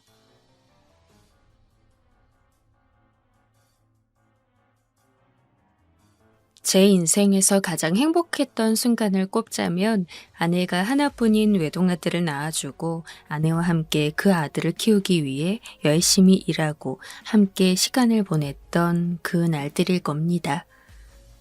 젊은 시절 부모님 사랑을 제대로 받지 못했던 저는 나중에 어른이 되어 저만의 가족을 꾸리고 행복한 가정 생활을 이어가는 것이 하나의 꿈이기도 했습니다. 돈을 많이 버는 것도 물론 좋지만 가족의 화목은 그 어떤 것과도 바꿀 수 없으며 어떻게 보면 돈을 많이 버는 것보다도 더 어려우니까요. 하지만 사실 어릴 때는 회의감이 참 많이 들었어요. 내가 과연 그런 가족을 이룰 수 있을까에 대한 불안감이 컸죠. 그러나 아내를 만난 덕분에 저는 그런 불안감으로부터 벗어나서 제가 어릴 적부터 꿈꿔왔던 꿈을 이룰 수 있게 되었습니다. 아내는 제가 어떤 일을 하든 늘 곁에서 도움을 주고 제가 힘들지 않도록 뒤에서 응원을 해주는 좋은 사람이었어요. 하나뿐인 아들 역시 여느 남자애들처럼 말썽을 부리거나 하는 일도 하나 없었고 아주 어릴 적부터 고사리 같은 손으로 절 돕겠다고 혹은 아내를 돕겠다고 나서는 아이였습니다. 그 시기가 얼마나 행복했는지 지금도 그때를 되새기면 웃음만 나요. 아마 제 인생에서 그런 아내와 아들을 만났다는 것은 그 어떤 것보다도 큰 행운이자 복이었겠죠. 하지만 아내가 너무 갑작스럽게 죽음을 맞이했습니다. 제 아들이 7살도 채 되지 않았던 시기였어요. 제 이야기를 보내기 위해 제가 직접 정리하고 있는 사연이긴 하지만 이곳에 담기에도 너무나 끔찍하고 불미스러운 일로서 벌어진 사건이었습니다. 제 아내는 그저 무고한 피해자였고 정말 말 그대로 재수가 없어서 생긴 일에 행복했던 저희 가족은 풍비박산이 났습니다. 아내를 잃고서 한동안 얼마나 멍청하게 지냈는지 몰라요. 아직 어림에도 불구하고 다시는 엄마를 볼 수 없다는 상황을 알고 있는지 평소와는 다르게 묘하게 조용한 아들. 저는 아버지로서 그런 아들을 돌보아야 했지만 당시 저는 아내를 잃은 슬픔에 정신이 나가서 아들을 미처 잘 돌보지 못했습니다. 심지어 아내의 사망과 관련이 있는 놈이랑 법적 공방을 벌이느라 더 바쁘고 일상에 신경 쓰기 힘들었죠. 만약 제가 저 같은 아버지의 아들이었다면 진작 삐뚤어지고 남았을 겁니다. 하지만 워낙 고운 성품을 타고 자란 아들인지라 아들은 그런 저를 단 한 번도 원망한 적이 없어요. 오히려 그 어린 나이에도 제가 힘들다는 걸 다 이해하는데 제가 신경 쓰지 않게 하기 위해서 밥도 혼자 차려 먹는 걸 배우게 됐고 설거지도 빨래도 자기가 스스로 찾아서 하기 시작했죠. 초등학교도 들어가지 않은 남자애가 그런 일을 찾아 한다는 건 최소한 저는 들어본 적이 없습니다.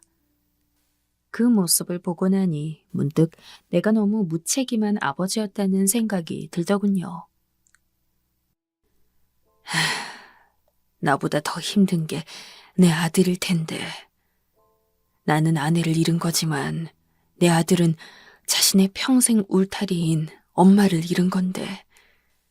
내가 이렇게 멍청하게 내 슬픔에 빠져서 혼자 땅을 파고 있을 일이 아니다. 그 뒤로 저는 정신을 차리고 어떻게든 아들을 돌보기 위해 노력했습니다. 제게 아들은 제가 반드시 돌보아야 할 가족이자 친한 친구가 되어주었어요. 나이 차가 그렇게 많이 났는데 무슨 친구냐고 그러시면 할 말은 없지만 아들이 어린 나이부터 워낙 어른스럽게 굴고 마음씨가 고운지라 제가 조금만 힘들어하는 기색이 보여도 예민하게 그런 걸 알아채더라고요. 아빠, 나 오늘 학교에서 초콜릿 받았는데 아빠랑 같이 먹으려고 가져왔어. 제 아들은 아주 작은 간식거리여도 늘 아빠 생각해서 자기가 안 먹고 챙겨오는 놈이었습니다. 10살도 안 된 어린아이에게 달콤한 간식거리가 얼마나 큰 선물입니까? 많지도 않은 거 혼자 다 먹고 싶을 법도 한데 아들은 단 한 번도 그런 적이 없었고 딱딱한 누나의 사탕 하나도 어떻게든 쪼개서 저와 나눠 먹고자 하는 게 제 아들이었어요. 아내를 잃고 마음이 많이 약해져 있던 저에게 아들의 그런 모습은 너무나 큰 위로가 되었습니다. 사실 아들이 제게 줄 수 있는 위로가 별게 있을까요? 그저 매일같이 절 사랑한다고 하고 제 곁에 함께 있으려 하고 무엇을 하든 저를 생각해 준다는 게 전부죠. 부끄럽게도 저는 아들 덕분에 일찍 마음을 다잡고 일어날 수 있었습니다. 물론 저도 아버지로서 엄마를 잃은 아들을 위로하고 그 곁에서 든든한 버팀목이 되어주고자 노력했지만 사실 냉정하게 봤을 때 제가 아들에게 도움이 된 것보다는 아들이 제게 도움을 준 것이 더 많다고 생각합니다. 이러한 아들의 모습은 성인이 되어서도 달라진 게 없었어요. 직장을 다니기 시작하면서는 첫 월급을 전부 저에게 선물로 주기도 했고 그 이후에도 제 생각이 나서 사왔다며 평소 제가 자주 먹는 해물탕을 사다 주기도 하고 보약을 지어주기도 하고 제가 농담 삼아서 너 며느리는 언제쯤 소개시켜 주려고 그러냐? 라고 하면 아휴, 며느리는 무슨 며느리예요. 저는 평생 아버지랑 같이 살 건데요. 라고 말하며 웃는 아들이었습니다.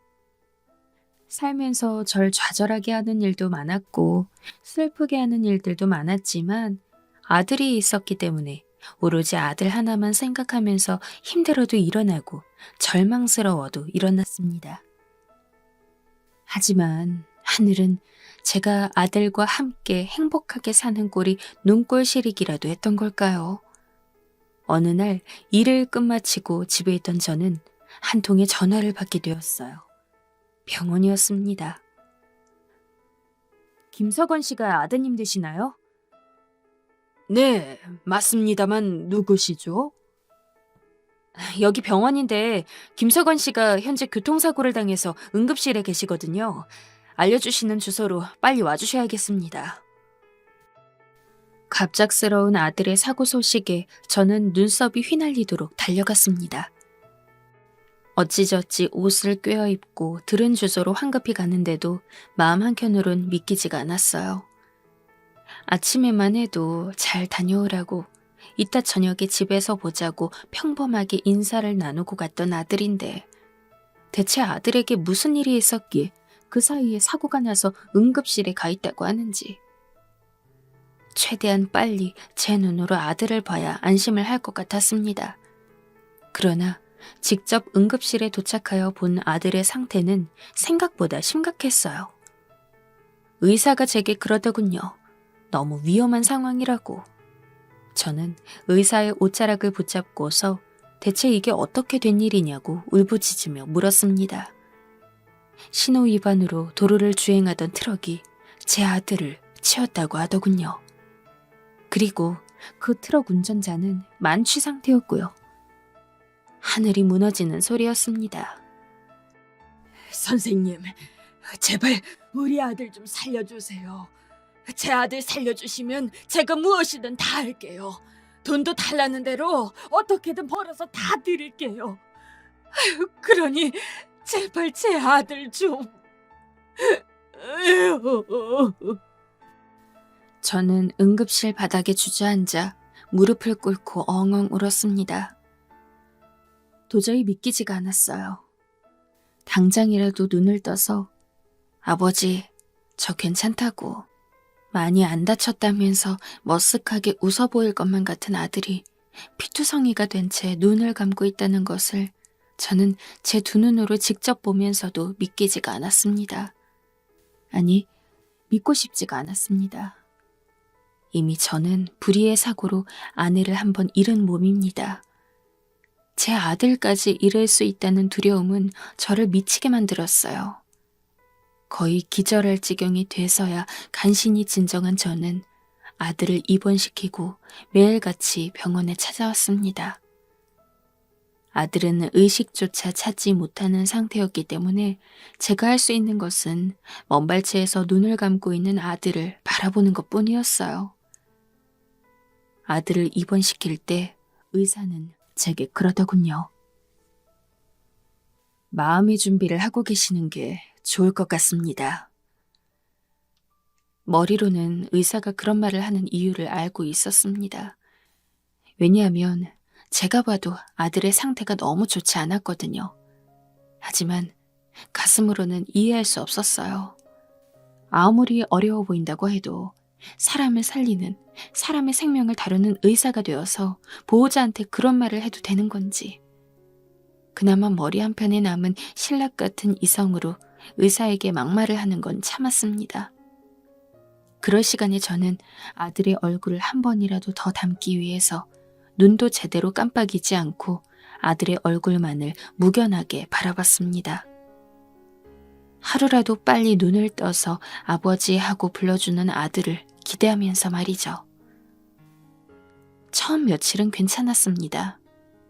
비록 눈을 뜨고 있지 못하지만 당장 위험한 상황은 벗어났다는 말을 의사가 하기도 했고 전 희망에 부풀어 있었어요.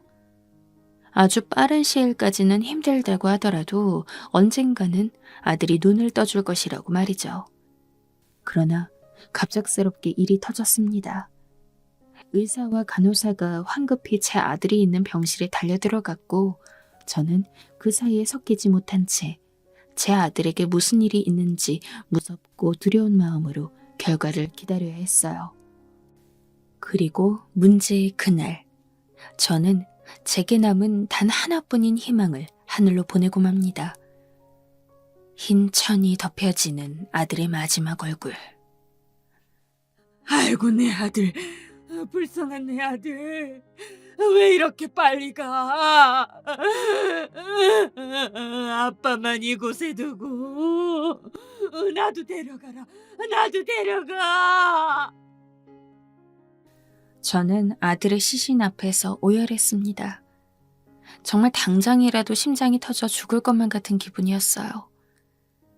아들의 장례식을 준비해야 하는데 당장 아들을 잃었다는 슬픔에 정신을 차릴 수가 없으니 장례식이고 뭐고 그저 아들의 차게 식은 손만 붙잡고서 엉엉 우는 것이 제가 할 수 있는 전부였습니다.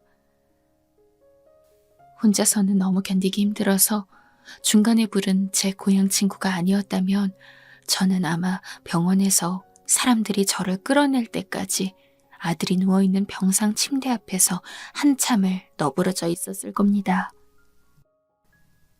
자네, 이제 그만 정신 차려.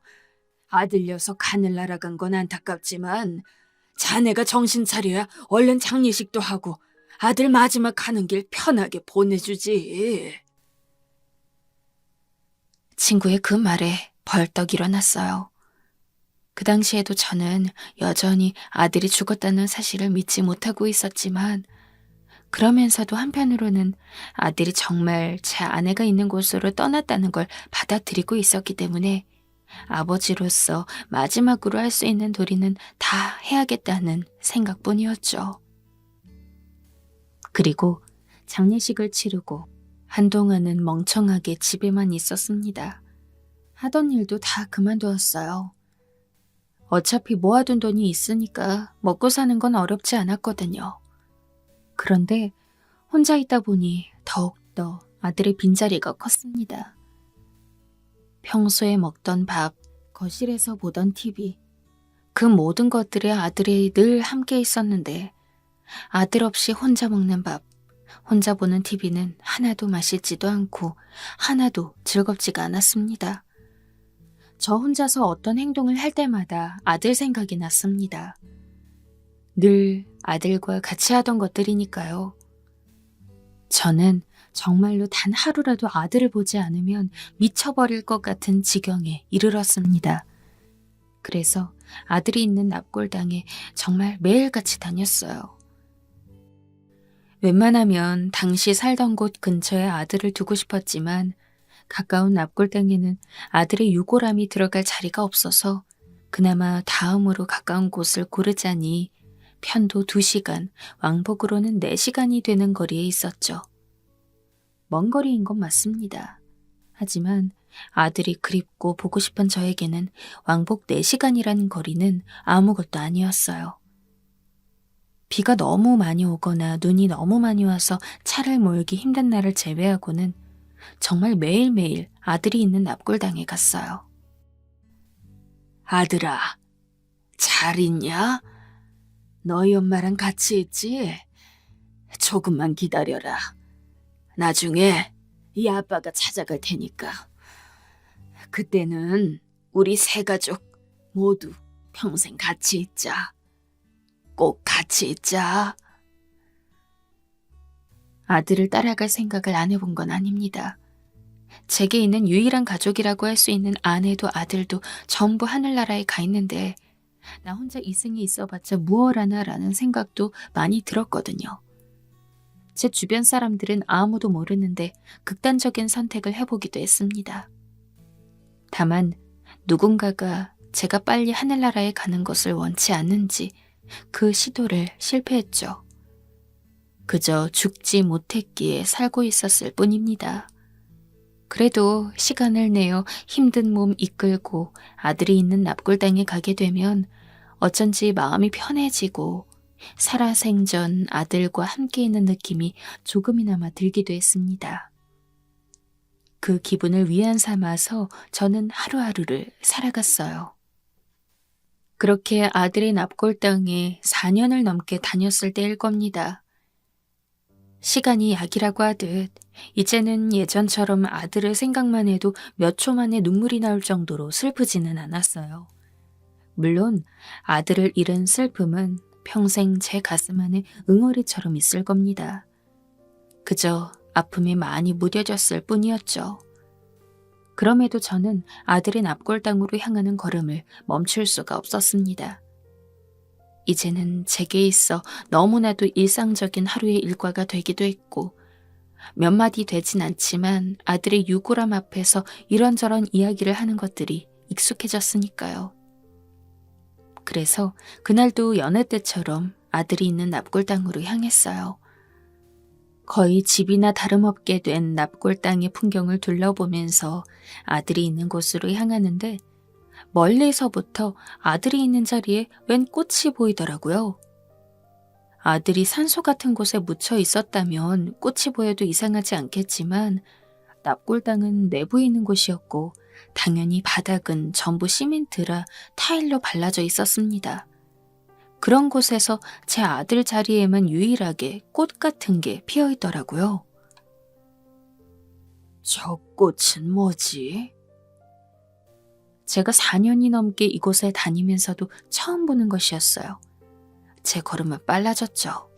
가까이 가서 제 아들 자리에 있는 꽃이 무엇인지 확인하기 위함이었습니다. 가까이 가보니 이름은 모르겠지만 웬 들꽃 종류의 꽃 한 송이가 정말 시멘트 바닥에 그 갈라진 틈을 비집고서 피어올라 있더라고요. 너무나 신기해서 멀거니 그 들꽃을 보는데 바로 옆에 아주 작은 꽃병에 담긴 꽃을 한 송이 더 보게 되었습니다.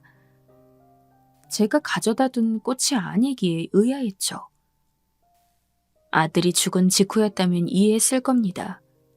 왜냐하면 그 당시에는 아들의 친구들도 자주 찾아왔고 아들의 살아생전 지인들이 아들의 명복을 기리고자 납골당에 와서는 꽃을 두고 가거나 하는 이들이 꽤 있었거든요. 하지만 그것도 초반 잠깐의 일이고 시간이 지나면서부터 아들 생각에 아들을 종종 찾아오는 지인들이 있을지언정 이렇게 꽃을 두고 가는 사람은 없었는데 이상한 일이긴 했지만 그때까지만 해도 저는 그렇게 크게 괴념치 않았습니다. 저에게 좋은 아들이었던 만큼 아들은 주변 사람들에게도 믿음직스러운 오빠, 형이자 친구, 동생이었거든요.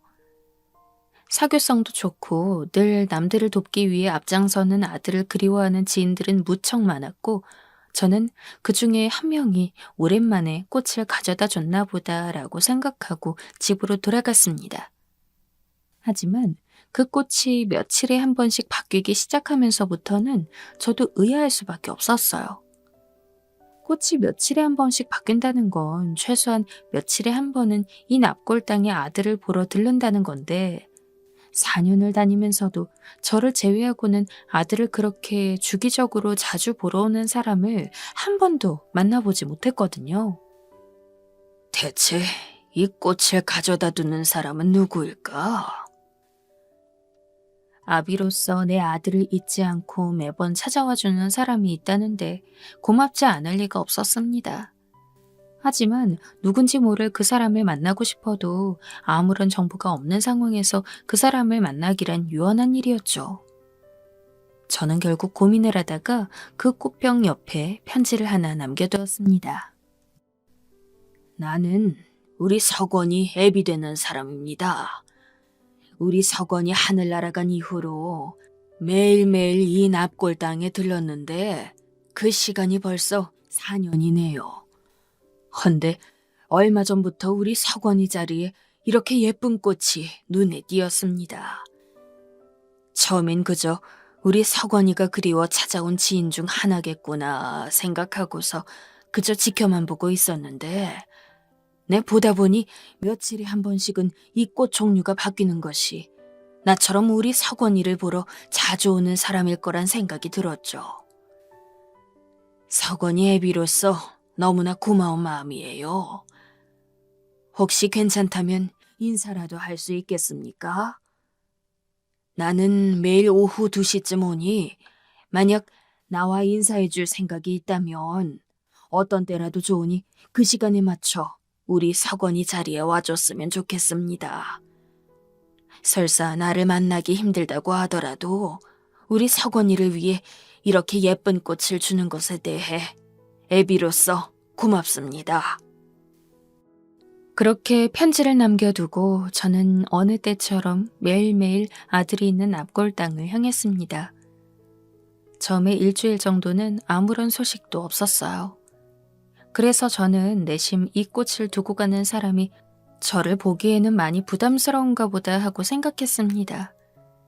아쉽기는 했지만 그저 고마운 마음에 인사를 하려는 의도가 컸기 때문에 마음으로 감사를 전하고 그 사람을 보는 것은 포기해야겠다고 생각하고 있었죠. 그런데 바로 그 다음날 제가 석원이 자리에서 석원이를 위해 작게 기도를 올리고 있는데 인기척이 느껴졌어요. 고개를 돌려보니 웬 젊은 여자가 있더라고요. 그리고 이제 막 4살이나 되었을까 하는 어린 남자아이와 함께요. 처음에는 석원이 자리 근처에 있는 유골함을 찾아왔나 보다 하고 생각했는데 그 여자가 계속해서 저를 보며 우물쭈물하고 있는 행동을 보니 본능적으로 알 수 있었습니다. 석원이 자리에 며칠마다 다른 꽃을 두고 갔던 사람이 바로 이 여자라는 것을요. 그때 그 여자가 저를 불렀습니다. 아버님. 지인의 아버지에게 흔히 부를 수 있는 호칭이지만 왜일까요? 그 여자가 제게 부른 아버님은 느낌이 달랐습니다. 그냥 제가 단순히 석원이의 아버지라서 높여 부른 아버님이 아니라 마치 며느리로서 시아버지를 부를 때 부르는 아버님 같은 느낌이라고 해야 할까요? 대충 왜 그런 느낌이 들었는지 몰라서 제 스스로도 긴가민가 할 때 그 여자가 기인이 할 말이 있다며 시간을 내달라고 부탁했습니다. 그리고 그 여자와 작은 카페에 앉아 이야기를 나눌 때 왜 제가 그 여자의 부름에 그런 느낌을 받았는지 알 수 있었어요. 이야기를 들어보니 아들이 죽기 전까지 그 여자는 아들의 여자친구였다고 해요. 그리고 결혼까지도 진지하게 고려를 하고 있던 것 같더라고요. 석원 씨가 그렇게 불의의 사고로 갑작스럽게 세상을 떠나지만 않았다면 아마 다음 해쯤에는 인사를 드리러 갔었을 거예요. 그 여자도 제 아들을 잃고 한동안 슬픔에 빠져 살았다고 했습니다. 그러나 그 와중에 자신이 석원이 아들을 뱃속에 품고 있다는 것도 알게 되었다고 했죠. 처음엔 많이 두려웠다고 해요. 아이를 낳게 되면 아빠 없는 아이를 키우면서 홀몸으로 모든 것을 해결해야 하는 거였으니까요. 하지만 그만큼 서건이를 사랑했기 때문에 둘의 사랑의 결실이라 생각하고 여자는 아이를 낳았고, 아이가 어느 정도 크고 나서부터는 함께 납골당에 와서 서건이를 보고 간 거라고 했습니다. 아직 다 큰 건 아니지만 그래도 지금부터라도 슬슬 아이에게 아버지의 존재를 알려줘야 할 것 같아서 납골당에 오고는 했어요. 그리고 가끔씩이지만 그때마다 아버님도 먼발치에서 뵙곤 했죠. 인사드리고 싶었는데 용기가 나지 않아서 다가갈 수가 없더라고요. 죄송해요, 아버님. 그 말을 들으니 가슴이 먹먹했습니다. 그 젊은 여자애가 무슨 잘못이 있겠습니까? 내가 아들을 잃어서 슬펐던 것처럼 그 여자애도 그저 남자친구, 어쩌면 남편이 될 사람을 잃어서 슬펐을 건 똑같은데.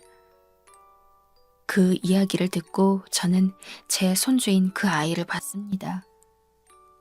아직 어린데도 얼굴 여기저기에 제 아들의 모습이 남아있었죠.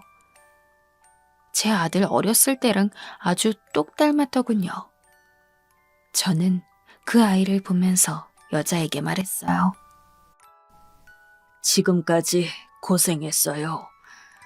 여자 혼자서 힘든 결정이었을 텐데 나로서는 너무 고맙기도 해요. 손주는 내가 키워줄 수 있으니 원한다면 나한테 맡기고 이제 자기 인생 살아가요. 서건이도 그쪽한테 참 많이 고마워하고 있을 거예요. 하지만 여자는 그런 건 원치 않는다고 했습니다. 자기 배 아파서 낳은 아들이니 평생 자기가 키우고 싶다고 했죠. 그 모습을 보니 내 아들이 살아생전에 정말 좋은 여자를 만나서 연애를 하고 있었구나라는 생각이 들었습니다. 그래서 저는 손주 녀석이 클 때까지 금전적으로 모든 것을 지원해주며 먹고 사는데 어렵지 않게 해주겠다고 했습니다. 그리고 언제라도 좋으니 자유롭게 살고 싶으면 말하라고도 했죠. 요새는 손주 보는 낙으로 하루하루를 살고 있습니다. 볼 때마다 아들 생각이 더 나기는 하지만 그럼에도 이 세상에 남은 제 아들의 마지막 흔적이라고 생각하면 다 버틸 수 있을 것 같습니다.